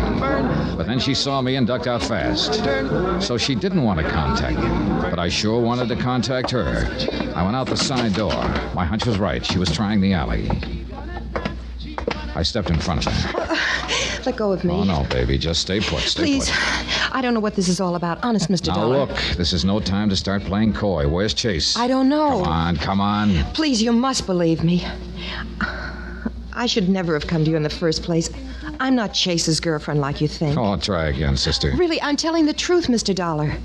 I know I posed to you as his girl, but I'm really not. Look. I was trying to work something for myself. When you started talking about murder, I realized I was getting involved in things I shouldn't. What are you talking about? Honestly, I can explain everything to you, Mr. Dollar. Okay. Inside. That's just what you're gonna do. Look, we'll take this table right here. Go on, sit down. All right, now, Connie, let's have it. Mr. Dollar, I want you to know I'm pretty ashamed of myself for what I was trying to do. It was wrong. I should have realized it sooner. Less editorial and more news, huh? Well, I met Tom Chase, or Tom James as he calls himself, here in Barbados a couple of days ago. A couple of days ago? You mean in New York a long time ago, don't you, Connie? No, Mr. Dollar. I wasn't Chase's girlfriend. I'd never seen him before 2 days ago, right here. Go on. I had a date with him. Then I found out you'd been asking around town for him. So I decided on a plan. So? I found you and told you I knew where Chase was. You thought I was his girl, and so I went along with it. I was supposed to have a date with him last night here at the Trade Winds, but he didn't come. He was too busy hitting me over the head at the time. You telling me the truth, Connie? I swear it. Then there's one big question. Why did you do it? Because I'm broke, Mr. Dollar. I'm stranded here in Barbados, and I want to go back to the States. I thought you that were going to put the finger on him for enough dough to get back to the States, huh? I'm afraid that's about it. And you don't have any idea where he is now? None at all. Well, that's just fine. My last lead, out the window. I'm sorry, Mr. Dobkin. You're sorry. Look, did he mention his girlfriend to you? He did say he was expecting a friend down here. They probably had it rigged for her to meet him here later. He didn't give you any indication where he was staying, huh? No. Or what his future plans were? No. There was one thing. Well, what was it? Well, I don't know if it means anything Well, come or on, not. let's have it. Well, we were here at the Trade Winds night before last. Afterwards, we walked around the waterfront for a while. Yeah? Tom stopped and talked to one of the fishermen there for quite a while. Ah. Could you hear what they were saying? No, they left me and went off to one side. Now, listen, Connie. Do you think you'd recognize that fisherman if you saw him again? Yes, I think so. Then come on. We went outside. It was sunset. A few fishermen were scattered along the wharves, mending nets, getting their gear in shape. We gave each one of them the once-over and then kept going. Suddenly, Connie stopped. There he is, Johnny. The one who's yawning. Okay, thanks. You stay here. Good evening. Good evening. You don't sound very convinced. Oh, sure, it's a good evening. Soon it will be a good night, and then I can go to bed. Hey, look, I'd like to ask you a couple of questions. Sure. Mind staying awake a few minutes? Good. It's that I'm tired. Last night I worked all night. Oh? Fishing really must be good around here. It's not the fishing, it was the passenger. Passenger? Who? He don't give his name. Why'd you take him? Lagos Island. Where's that? 3 hours by boat from here. What's there? Nothing. Nothing? A small abandoned pier, an old abandoned house. Nothing else. Nobody else. Uh-huh. You let him off there, huh? Yes, but he should be comfortable. He took much food with him. You mean he's there now, then? Sure. There are no boats there, and nobody could swim so far. I see. Okay, partner. Thanks a lot. Pleasant dreams.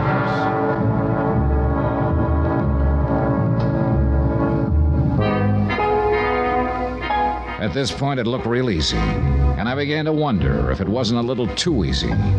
Chase sitting there on Lagos Island with no way to get off.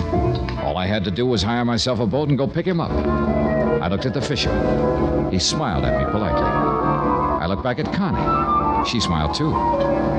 Yeah, everything could be on the up and up. Or it could be a great big trap. But one thing was clear. I was going to have to go to Lagos Island to find out.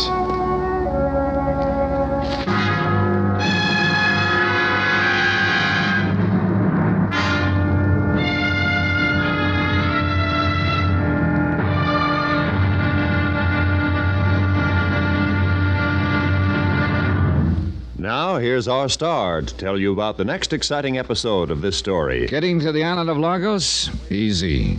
But getting away from it in one piece, that's a different story. Join us, won't you? Yours truly, Johnny Dollar.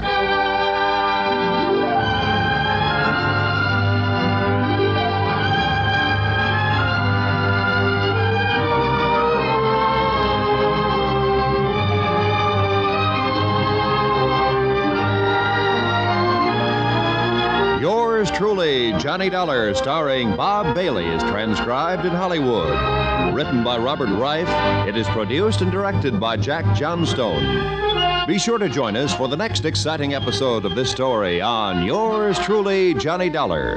Roy Rowan speaking.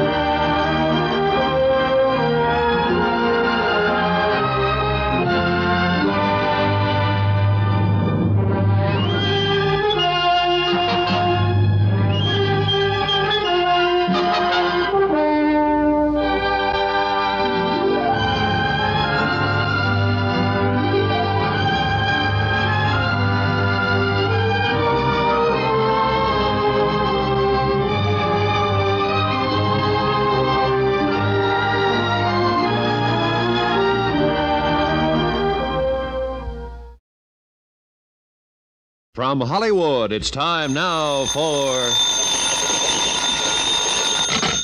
Johnny Dollar.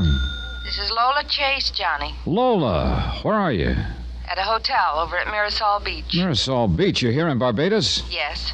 Look, when I left you in New Orleans, you promised to go back home to New York. I know, but I just couldn't stay there. Look, it's my husband you're after, Johnny. He's an embezzler, and according to you, he's even a murderer. But he's still my husband. If there's anything I can do to help him... Lola, the best you can do is to stay away. I'm sorry, I just can't, Johnny. Please don't try to make me. Lola, I'm coming over to see you.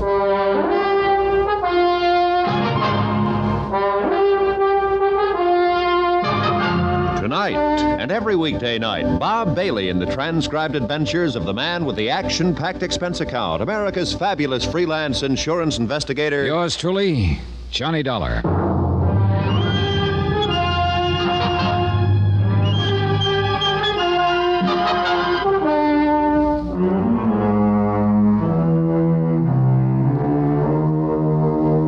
From Special Investigator Johnny Dollar, location Barbados, British West Indies, to the Home Office, Universal Adjustment Bureau, Hartford, Connecticut. Assignment, the Phantom Chase matter. Expense account continued.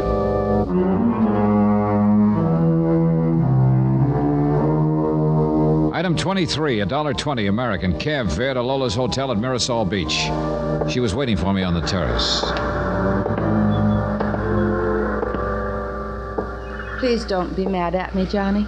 Oh, I'm not mad, Lola. It's just that I hate to see you keep leading with your chin. It's the best way I know of to get kicked in the face. I know. After all Chase has done, you Johnny, still... I've discovered something about me. Yeah? What do you mean? It does hurt to get kicked in the face. It hurts plenty. But you know, after a while, you get over being hurt. Oh. When you found out it was a woman who arranged Tom's hideout in New Orleans, I thought, well, it seemed like the end of the world for me. Up to that point, I kept trying to tell myself that the reason Tom had embezzled the money was because he was in trouble of some kind, and I could help him. But I guess down deep I knew, right from the start, it had to be another woman. And that's why I wanted you to go back to New York, Lola. I don't want to see you get hurt anymore. I know.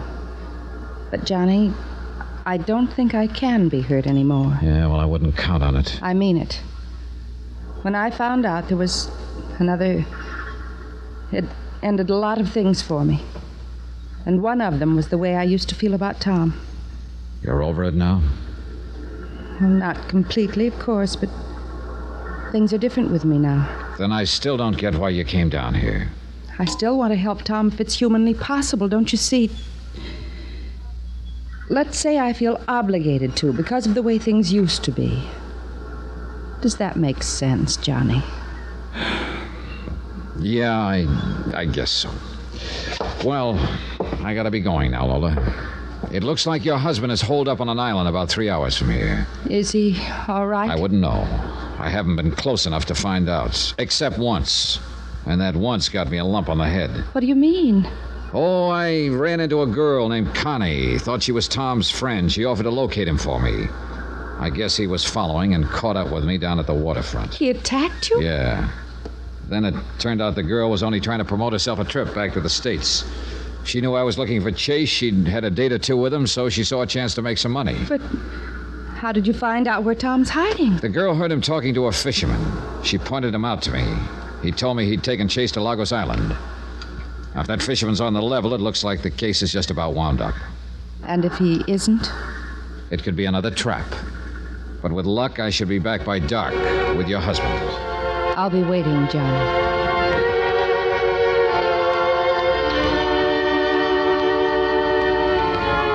Expense account item 24, $9.50, long-distance call to Chase's senior partner, George Everson, in New York. I figured he ought to know that Lola was down here in Barbados. Lola there?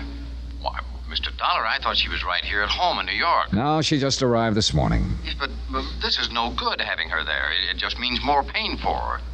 She says she's over that part of it. You don't know Lola. I don't think she'll ever be over Tom Chase. Mr. Dollar, I'm going to take the first plane to Barbados and bring Lola back to New York with me. Yeah, I think that's a good idea, Mr. Everson. This time, maybe you can make her stay. Things could get a little rough around here, and I'd just as soon she was somewhere else. Rough? Johnny, you've located Chase? I think so. Well, look, maybe if I came down right away, I could persuade him to give himself up. Afraid it's a little too late for that, Mr. Everson. It looks like Chase is holed up on a deserted island. I'm leaving in a few minutes to pick him up. He doesn't know you're coming? That's what I'm going to find out. See you when I get back. I hope. Item 25, $30 rental on a power cruiser. I wanted one I could handle alone and one with a radio. After I'd arranged for it, I told the owner to get it ready while I paid a visit to Inspector Whitsett at Colonial Police Headquarters. Lagos Island, sir. That's where this chap Chase is hiding. Yeah, looks like it. According to this chart I have, it's about 3 hours out. Yes, just about, I should think. How'd you find out that Chase was there? Well, I finally located that girl, Connie, who'd pulled the disappearing act on me. Good. Not good. Turns out she isn't Chase's girl after all. Oh. At least I don't think she is. But she'd heard him talking to a fisherman. She pointed out the fisherman, and he told me he'd taken Chase to Lagos Island. I wonder, Mr. Dollar. Well, doesn't the whole story sound just a wee bit pat to you? Yeah. And that's just what's worrying me. This whole deal could be a trap. Connie could still be Chase's girl. And that fisherman could be in on the deal, too. In which case, you could be in for a bit of trouble at Lagos Island. Well, there's one way to find out, Inspector. Well, let's hope it's not the wrong way. What do you know about Lagos? Well, it's fairly flat, pretty heavy underbrush. A small cove with a rickety pier and an abandoned house on the other side of the island. Anyone living on the island? I mean, other than Chase? No, not that I know of. Or there used to be rather good sport fishing out there, but that died down a couple of years ago. Oh, I doubt that anyone's been near the place in quite a while. I see. Look, Inspector, I'd like you to do me a favor. Oh, certainly. Well, I've got a radio on the boat I rented. My call letters are 6X3. Now, here's a description of the fisherman on this boat. I'd appreciate it if you could have one of your men keep an eye on him and radio to me if he puts out to sea after I do. Very well. Of course, even if he did put to sea, it wouldn't necessarily prove that he was working with Chase and was going after you. He might just be going fishing. Oh, sure. Just one thing, though, Inspector. I don't want to be the fish. I went down to the waterfront. My boat was all ready, so I went aboard and shoved off.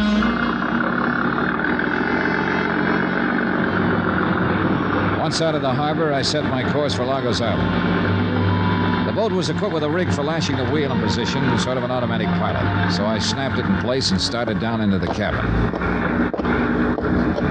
And then I saw the cabin was occupied. Lola. Hello, John. Oh, great. For 2 cents, I Lola. knew you'd turn back and put me ashore, but please don't. I can't, but only because I can't afford to take the time. I'm glad. But if you think I like the idea of your stowing away, you're crazy. Do you mind telling me why you did it? For a very good reason. Well, let's have it. Tom obviously doesn't want to be found. I think he's made that clear enough. And you, well, you're the kind who doesn't stop until you finish your job. So? So, that being the way things are, Johnny, somebody could get hurt. And I couldn't stand that. I thought that maybe if I came, there wouldn't be any violence. Oh, look, Lola, Chase isn't going to get hurt if you'll just be sensible. I wasn't only thinking of Tom. I wouldn't want you to get hurt either, Johnny. Oh? I've thought about you a lot. About how wonderful you've been to me. It's funny. What is? Oh, just that if things were different, maybe you and I... Maybe. But things never are different, Lola. I know. Are you sure that's the reason you came along? What do you mean? It wouldn't by any chance be because you want to help Tom Chase. Help him? I told you, Johnny, if there's anything I can do to help you, I want to. That's why I came down here. Help him get away from me. Thanks for your very charming opinion of me. It's wonderful knowing that's the way you feel. Look, Lola, whatever my own private opinions and feelings are or might be, sometimes I have to file them away and concentrate on the way things look. When the time comes, Johnny, you'll see that isn't the way it is at all. I hope so, because the time could be pretty soon. 6X3 from Barbados Control. 6X3 from Barbados Control. Over. This is 6X3. Go ahead. This is Inspector Whitsett, Dollar. Oh, yes, Inspector. The fisherman in question left the harbor about 20 minutes after you did. He may be following you. Be careful. I'll try, believe me. Thanks, Inspector. Over and out. What does that mean, Johnny? It means that this Lagos Island deal could be a trap. Oh, what are you going to do? Find out. What else?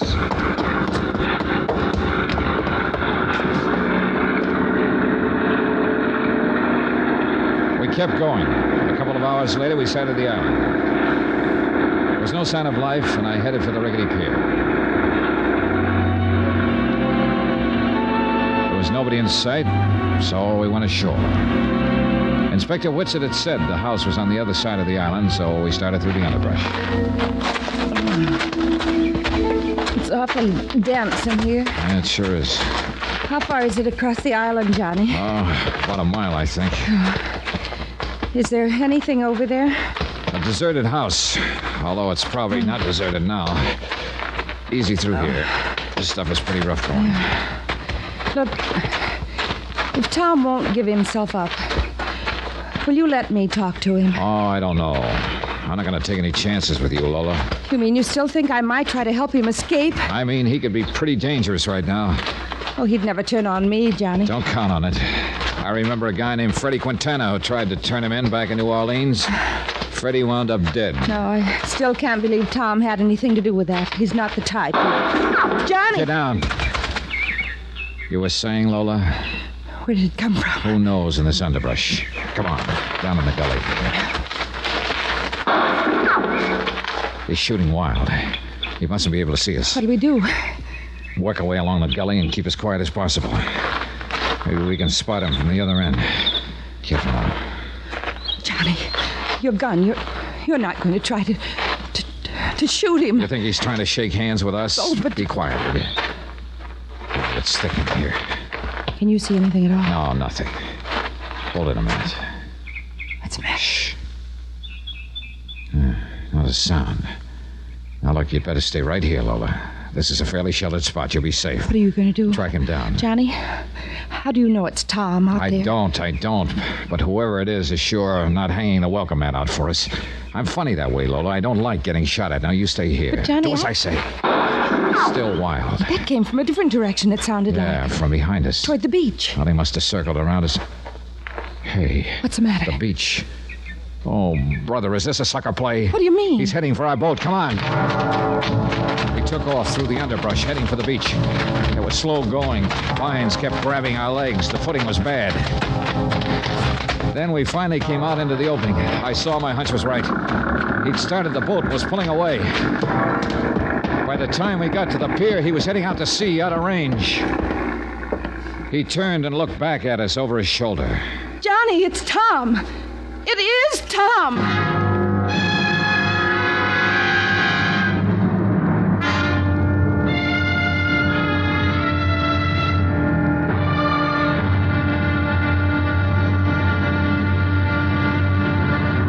Now, here's our star to tell you about the next exciting episode of this story. Next, a friend of the rescue and an unfriendly phone call from a killer. Join us, won't you? Yours truly, Johnny Dollar.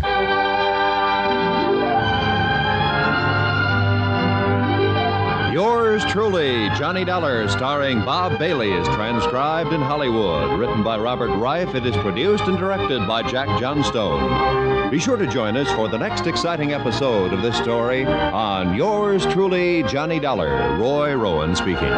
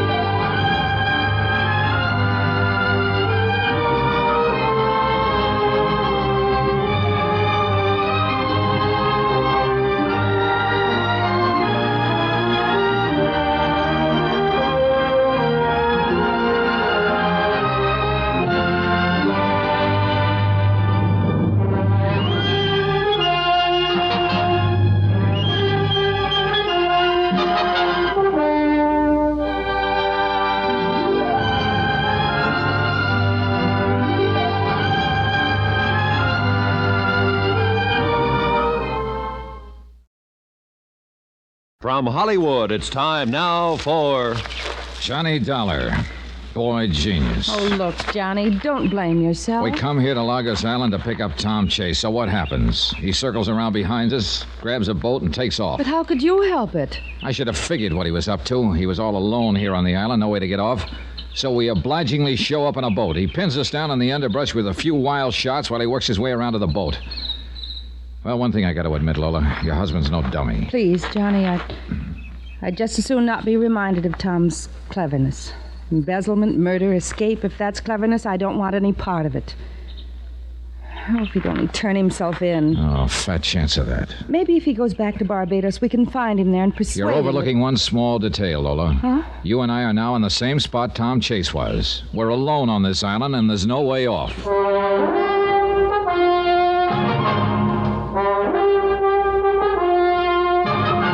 Tonight and every weekday night, Bob Bailey in the transcribed adventures of the man with the action-packed expense account, America's fabulous freelance insurance investigator. Yours truly, Johnny Dollar.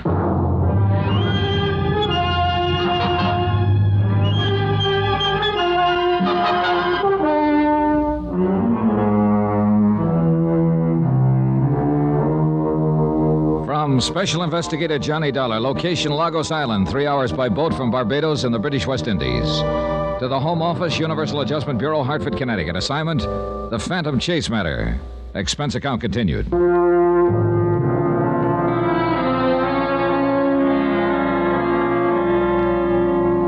I was getting nowhere. I'd been on the trail of Tom Chase ever since he'd embezzled $120,000 from his New York investment firm and jumped bail. First to New Orleans. There, a man named Freddie Quintana had offered to deliver Chase for a price. But Quintana had wound up dead in an alley.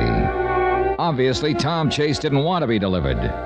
I'd finally tracked him to Barbados and found a fisherman who told me he'd brought Chase here to Lagos Island. Chase's wife, Lola, had flown to Barbados and insisted on coming with me to the island, hoping she could convince her husband to turn himself in. But instead, Chase had maneuvered us away from the boat I'd rented and had taken off in it. And now, Lola and I were out in the middle of nowhere. But really nowhere. What are we going to do, Johnny? Well, that's a good question, Lola. Police Inspector Whitsett back at Barbados told me that nobody comes near Lagos Island anymore, not even fishermen. We may be here quite a while. But we don't even have any food. Well, that abandoned house across the island where your husband was hiding, could be there's food in it that he brought. Would you do me a favor, Johnny? Now, what is it? I'd just as soon you didn't keep calling Tom my husband. He is, isn't he? Legally, yes. But when I found out he wasn't traveling alone, that it was a woman who arranged his hiding place in New Orleans, I guess I just quit thinking of him as my husband. Oh, how do you think of him now? As a confused animal on the run. He doesn't seem very confused to me. One thing I don't get, though. What's that? Well, that night in Barbados, before you arrived, when Chase slugged me over the head in that waterfront warehouse, why didn't he finish me off then? He had a chance to take me off his trail for keeps.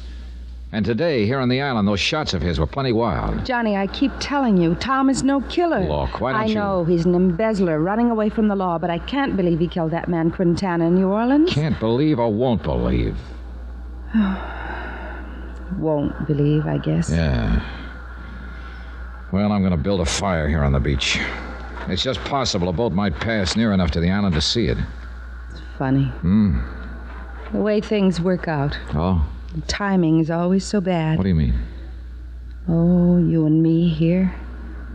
Under other circumstances, I don't really think I'd mind being here with you at all, Johnny.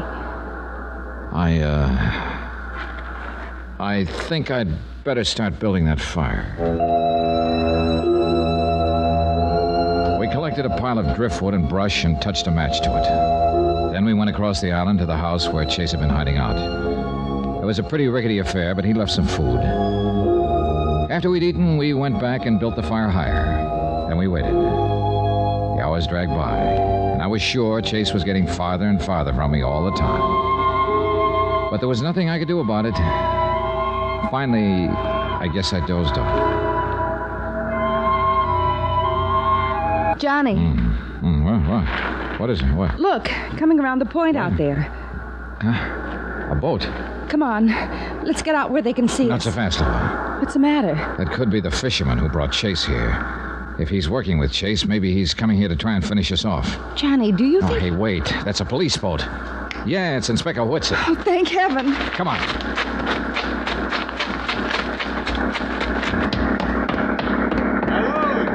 Hi, Inspector.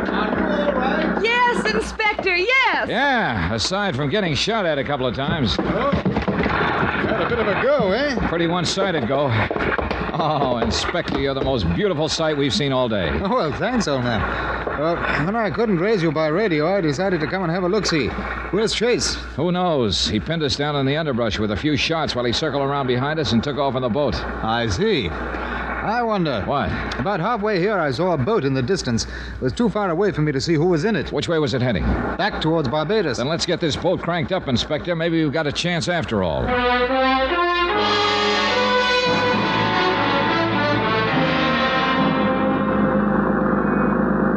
I imagine Barbados looks pretty good again to you two. It certainly does, Inspector. Yeah, until you came along, it looked like we were going to turn out to be Lagos Island's oldest citizens. Here we are. Incidentally, Mr. Dollar, do you know a chap named George Everson? Yeah, sure. He's the senior partner of the firm Chase embezzled the money from in New York. He's an old friend, Inspector. Why? Well, he dropped in on me just before I shoved off. What? Said he'd wait for you at your hotel. George here in Barbados? Well, I phoned him earlier, and he said he was going to catch the first plane he could and come down here. But why? Mainly to take you back to New York. Now, Johnny, we've been all over that. Yes, and I still think you ought to... Hey, hold it. What's the matter? That boat on the other side of the pier, tied up there. It's the boat we went to the island in. Yeah, sure. So Chase did come back to Barbados. Good. I'll have the airlines and steamships watched, and I'll get word to the fishing and charter boats. If Chase is there, I think we can keep him bottled up.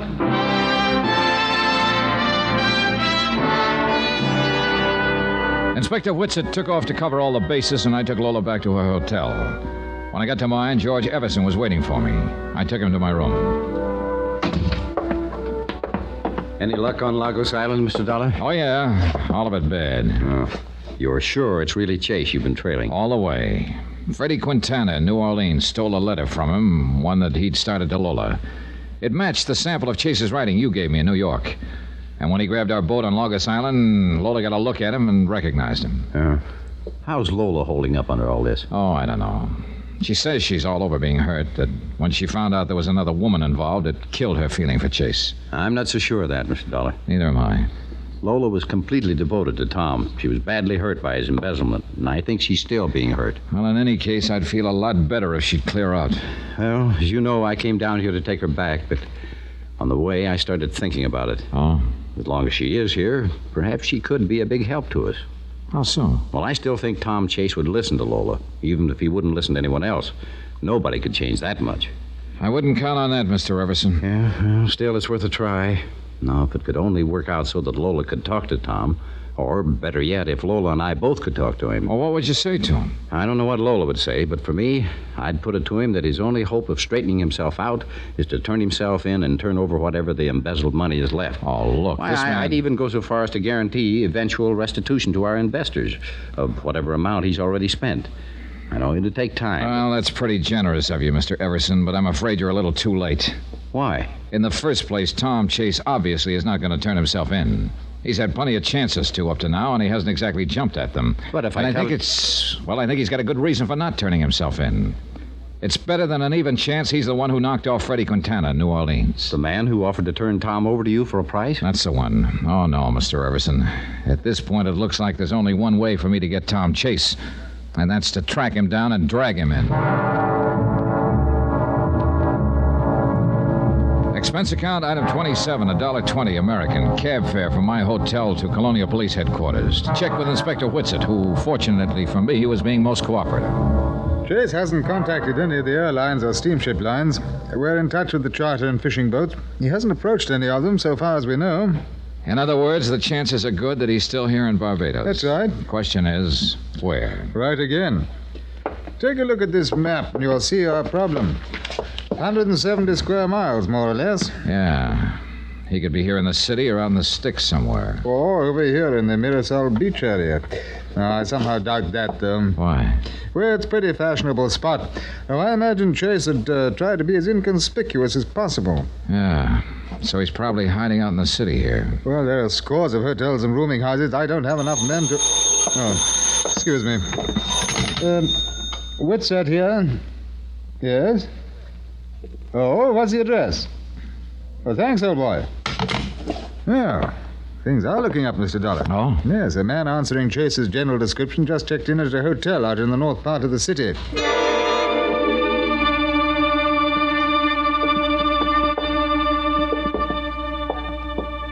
That's the room at the end of the hall, Mr. Dollar. Okay. Let's not be polite, Inspector. Let's use the passkey the clerk gave us and barge right in. Right. Okay. Ah. Empty. How about that closet? Nothing. Window's open and there's a fire escape. Well, he apparently left in a hurry. You see there? Those clothes on the chair? Yeah, that jacket. It looks like the one he was wearing when he swiped my boat on Logos Island. Pity we just missed him. Inspector, I've been just missing him for the last 10 days, and believe me, I'm getting tired of it. Probably only by a few minutes, too. Sure, just a few minutes, but it might as well be a year. I went back to my hotel. I was beat. Being always one jump behind Tom Chase was getting on my nerves. Sure, he was still in Barbados, but where? At the rate I was going, catching him was turning into a full-time career. A career I was getting fed up with. Then as I entered my room, I heard a slight movement behind me, and I realized all of a sudden that I wasn't alone. Don't turn around, Dollar. What? Hold it very still. Okay. Look, I can save you some time. If it's my gun you're looking for, it's in the shoulder holster left side. Thanks. You know, I just had a real wild idea. I said don't turn around and keep your hands in sight. Okay. My wild idea is that you're Tom Chase. Yeah. Yeah, I'm Tom Chase. Mind if I ask you a couple of questions? Why not? Why did you do it? The embezzlement. Was it because of a woman? It was a woman. Was?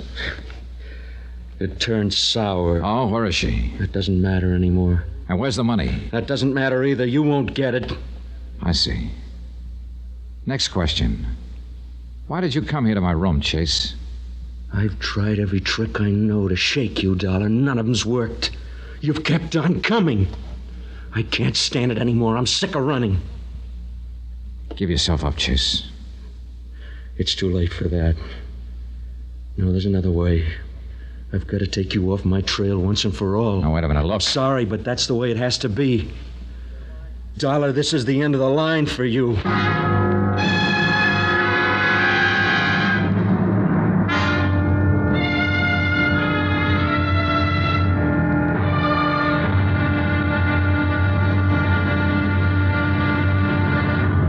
Now, here's our star to tell you about the final episode of this story. Tomorrow, the payoff. But who gets paid off, and how, and why? Well, the answers to those questions surprise me plenty, and maybe they will you too. Join us, won't you? Yours truly, Johnny Dollar.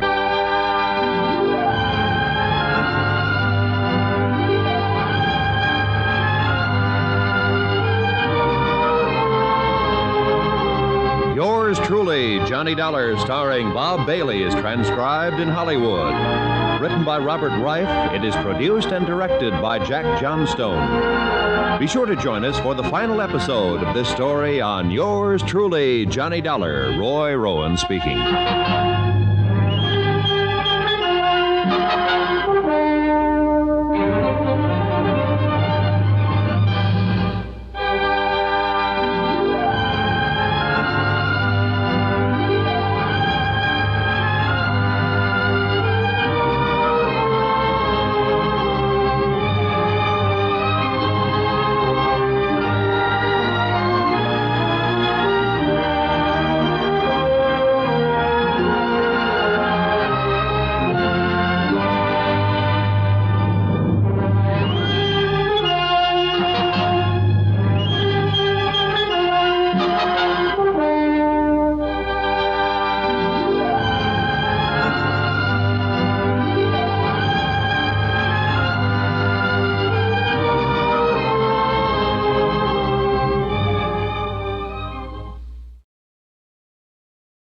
From Hollywood, it's time now for... Johnny Dollar. It's Lola Chase, Johnny. Hang up, Dollar. Johnny? Are you there? Yeah, I'm here, but right now I can think of a lot of places I'd rather be. I said hang up. Johnny, there's someone there with you. Look, Dollar. Is it Tom? It is Tom, isn't it? I'm coming over. No, don't do it. I'm coming Stay over. away, Lola. He has a gun and he means business.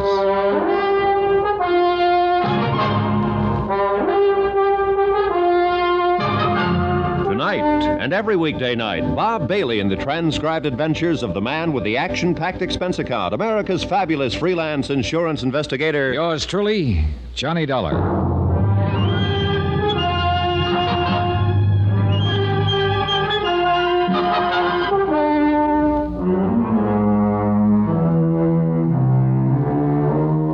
From Special Investigator Johnny Dollar, location Barbados, British West Indies, to the Home Office, Universal Adjustment Bureau, Hartford, Connecticut.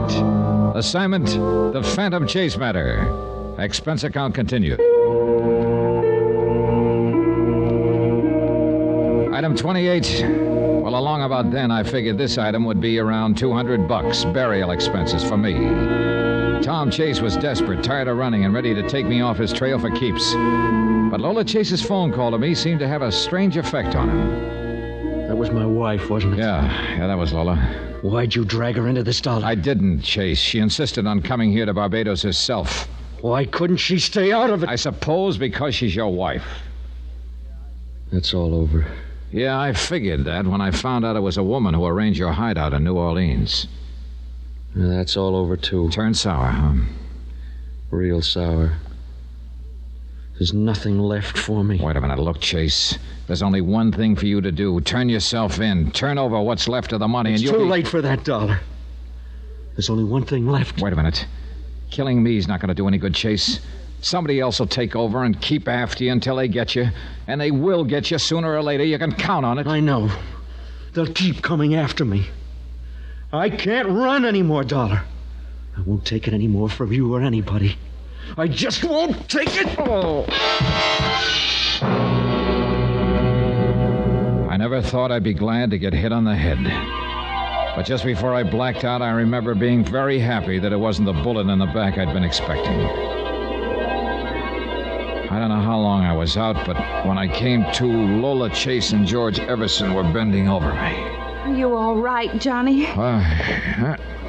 Oh, yeah, I guess so. Oh, brother, my head feels like it was on a pogo stick. What happened, Mr. Dollar? Chase was waiting for me here in my hotel room with a gun. Why did he come here? For a very good reason. To take me off his trail for keeps. Oh, no. Oh, yes. But when you phoned, Lola, it seemed to tie him up in knots to learn that you were here in Barbados. He started talking wildly. Mr. Dollar, Lola and I'd still like to try the plan I mentioned to you earlier. Oh, look, Mr. No, Everson. hear me out.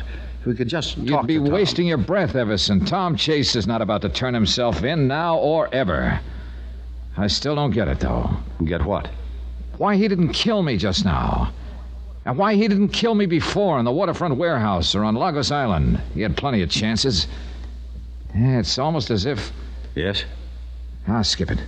Everson, suppose you take Lola back to her hotel. I'm going to check with Police Inspector Whitsett.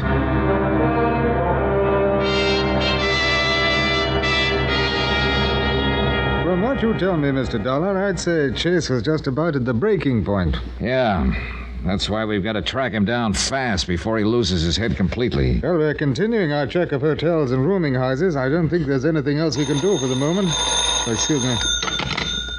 Whitsett here? Yes, just a moment. For you, Mr. Dollar. Oh, thanks. Hello? It's Lola, Johnny.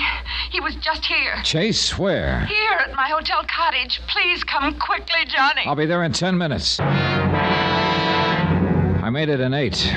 Lola was still trembling. It was horrible. He was talking wild, crazy. You see which way he went? Yes. I got to the window in time to see him drive off toward the mountain.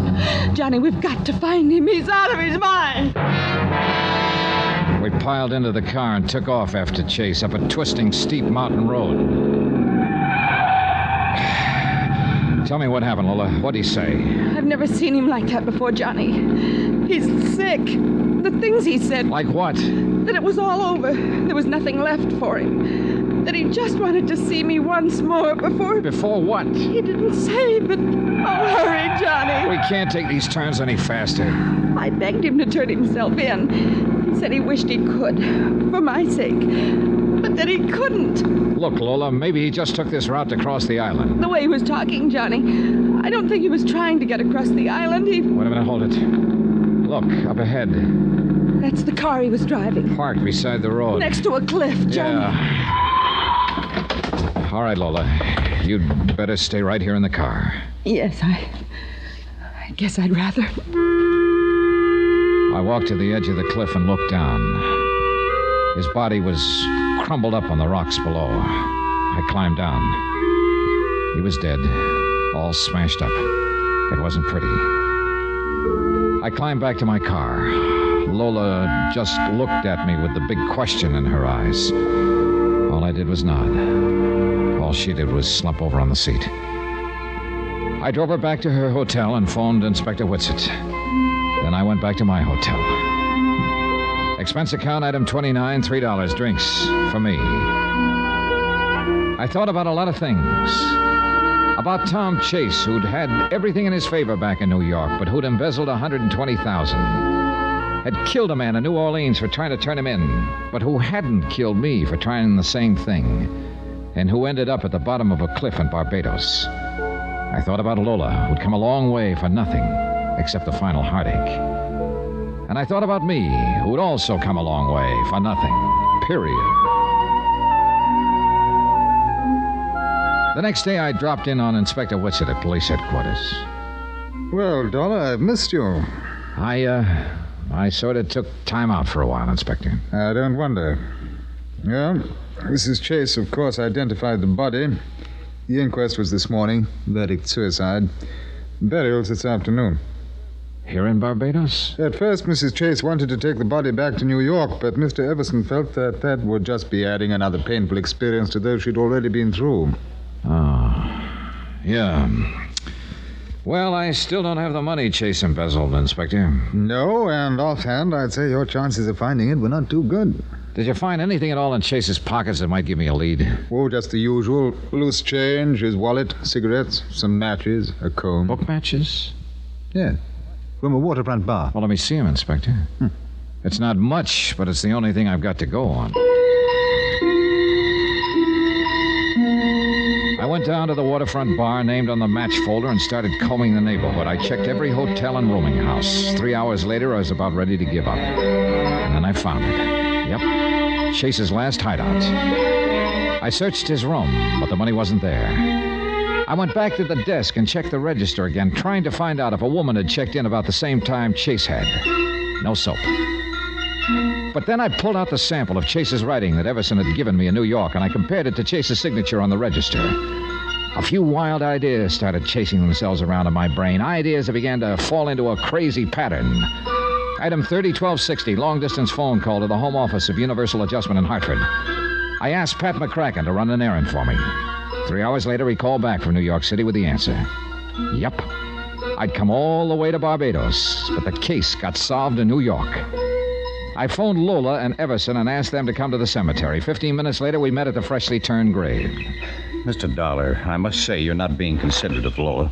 I'm sure you realize that coming back to Tom's grave here is a most painful experience for her. I'm sure you had a good reason, Johnny. Yeah, I did. I wanted both of you to know what a jerk I've been in this investigation. Oh, don't say that. You've done everything that could be done, and I appreciate it. Well, thanks, Lola. But you see, for almost 2 weeks now, from New York to New Orleans to Barbados here, I've been chasing a dead man. What? I don't understand. I think you understand real well. Now, look here. If this is some kind of a joke, it's in very poor taste. It's no joke. I've got to hand it to you both, though. You engineered the whole deal with just 2 people. What are you talking about? Drop the act, Lola. The faithful, grieving wife. You had me fooled but good. Look, Dollar. You told me you took a trip alone about the time Tom was arrested, Lola. Oh, that was true. But it wasn't to Martha's Vineyard. You went down to New Orleans and rented a room under the name of Tom James. You were the other woman I was looking for. That's a lie. You don't know what you're saying, Dollar. Don't I? Freddie Quintana in New Orleans showed me a letter Chase was supposed to have written. It matched the sample of Chase's writing you'd given me in New York, Everson. Well, of course it did. That proves it. It proves that the sample you gave me in New York wasn't Chase's writing. I just checked by long-distance phone. You what? Oh, yes. Freddie Quintana played his part real well. But what he didn't know was he was going to get paid off with a bullet. That was the day you turned up in New Orleans, Lola. To kill him and shut his mouth. Dollar. Let him finish, George. Oh, there's not much more. You hired the second guy to pose as your husband and lead me a merry chase. That explains why he didn't kill me and why I was always able to pick up his trail again. I was supposed to. That's the way you were playing it. And all the time, the real Tom Chase was dead. You probably killed him back in New York when he was supposed to have jumped bail and disappeared. Are you through, Dollar? Almost. Except for the money. You are the embezzler, Everson. It was you who juggled the accounts. And after I ran into a dead end down here with a fake Chase's death, you and Lola could live happily ever afterward with the dough. Go on. Of course, the fellow you hired to pose as Chase didn't realize he was going to get paid off the same way Quintana was. What are you talking about? The way you helped him over that cliff, Everson, to make it look like suicide. How did you know? I probably wouldn't have tumbled to it if I hadn't checked his handwriting. Of course, you can't prove any of this. Like to exhume the body, ship it back to New York, and prove that it isn't the real Tom Chase? The body stays where it is, Dollar. Oh, put that gun down, Everson. They already know most of the story in New York. You're bluffing. Then why don't you call the bluff and find out? I think he's telling the truth, George. In that case... Yes. We'd better take care of him. Not we, Lola. Not anymore. What do you mean? I think we'd better just dissolve the partnership. Don't try anything like that, George. This was our idea together, and you're in it as deep as I am. And that's why I'm leaving, Lola. I wish it had worked out, but as long as it didn't... You can't do that. You've got the money. Exactly. I won't let you. Get back, Lola. We both went for Everson at the same moment. The shot spun her around and crumpled her. I grabbed the gun from Everson. My arm! I'm afraid it's not serious, Lola. If his aim had been better, he'd have done you a favor. Johnny! One thing I still don't get. Your husband wouldn't make any statement after his arrest. That means to me he knew what you were up to. And he loved you so much he was willing to take the rap. Tell me this, Lola.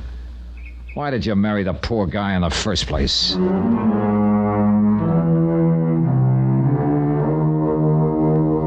Expense account total $1,723. Lola and Everson were turned over to the authorities, and Everson gave up the key to a safe deposit box in New York where the embezzled money had been all the time. It also showed us the deserted spot on Long Island where he and Lola had hidden the body of the real Tom Chase. Remarks? Dear Pat, next time you call me for an assignment like this one, I hope you get a busy signal. Yours truly, Johnny Dollar.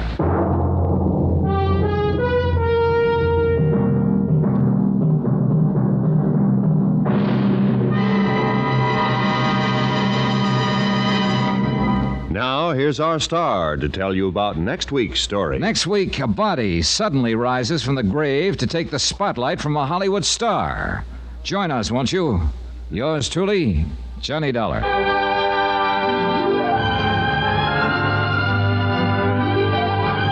Yours truly, Johnny Dollar, starring Bob Bailey, is transcribed in Hollywood. Written by Robert Wright. It is produced and directed by Jack Johnstone. Heard in our cast were Michael Ann Barrett, Jack Edwards, Ben Wright, Virginia Gregg, Don Diamond, Forrest Lewis, and Richard Crenna. Musical supervision by Amerigo Marino. Be sure to join us on Monday night, same time and station, for another exciting story of yours truly, Johnny Dollar. Roy Rowan speaking.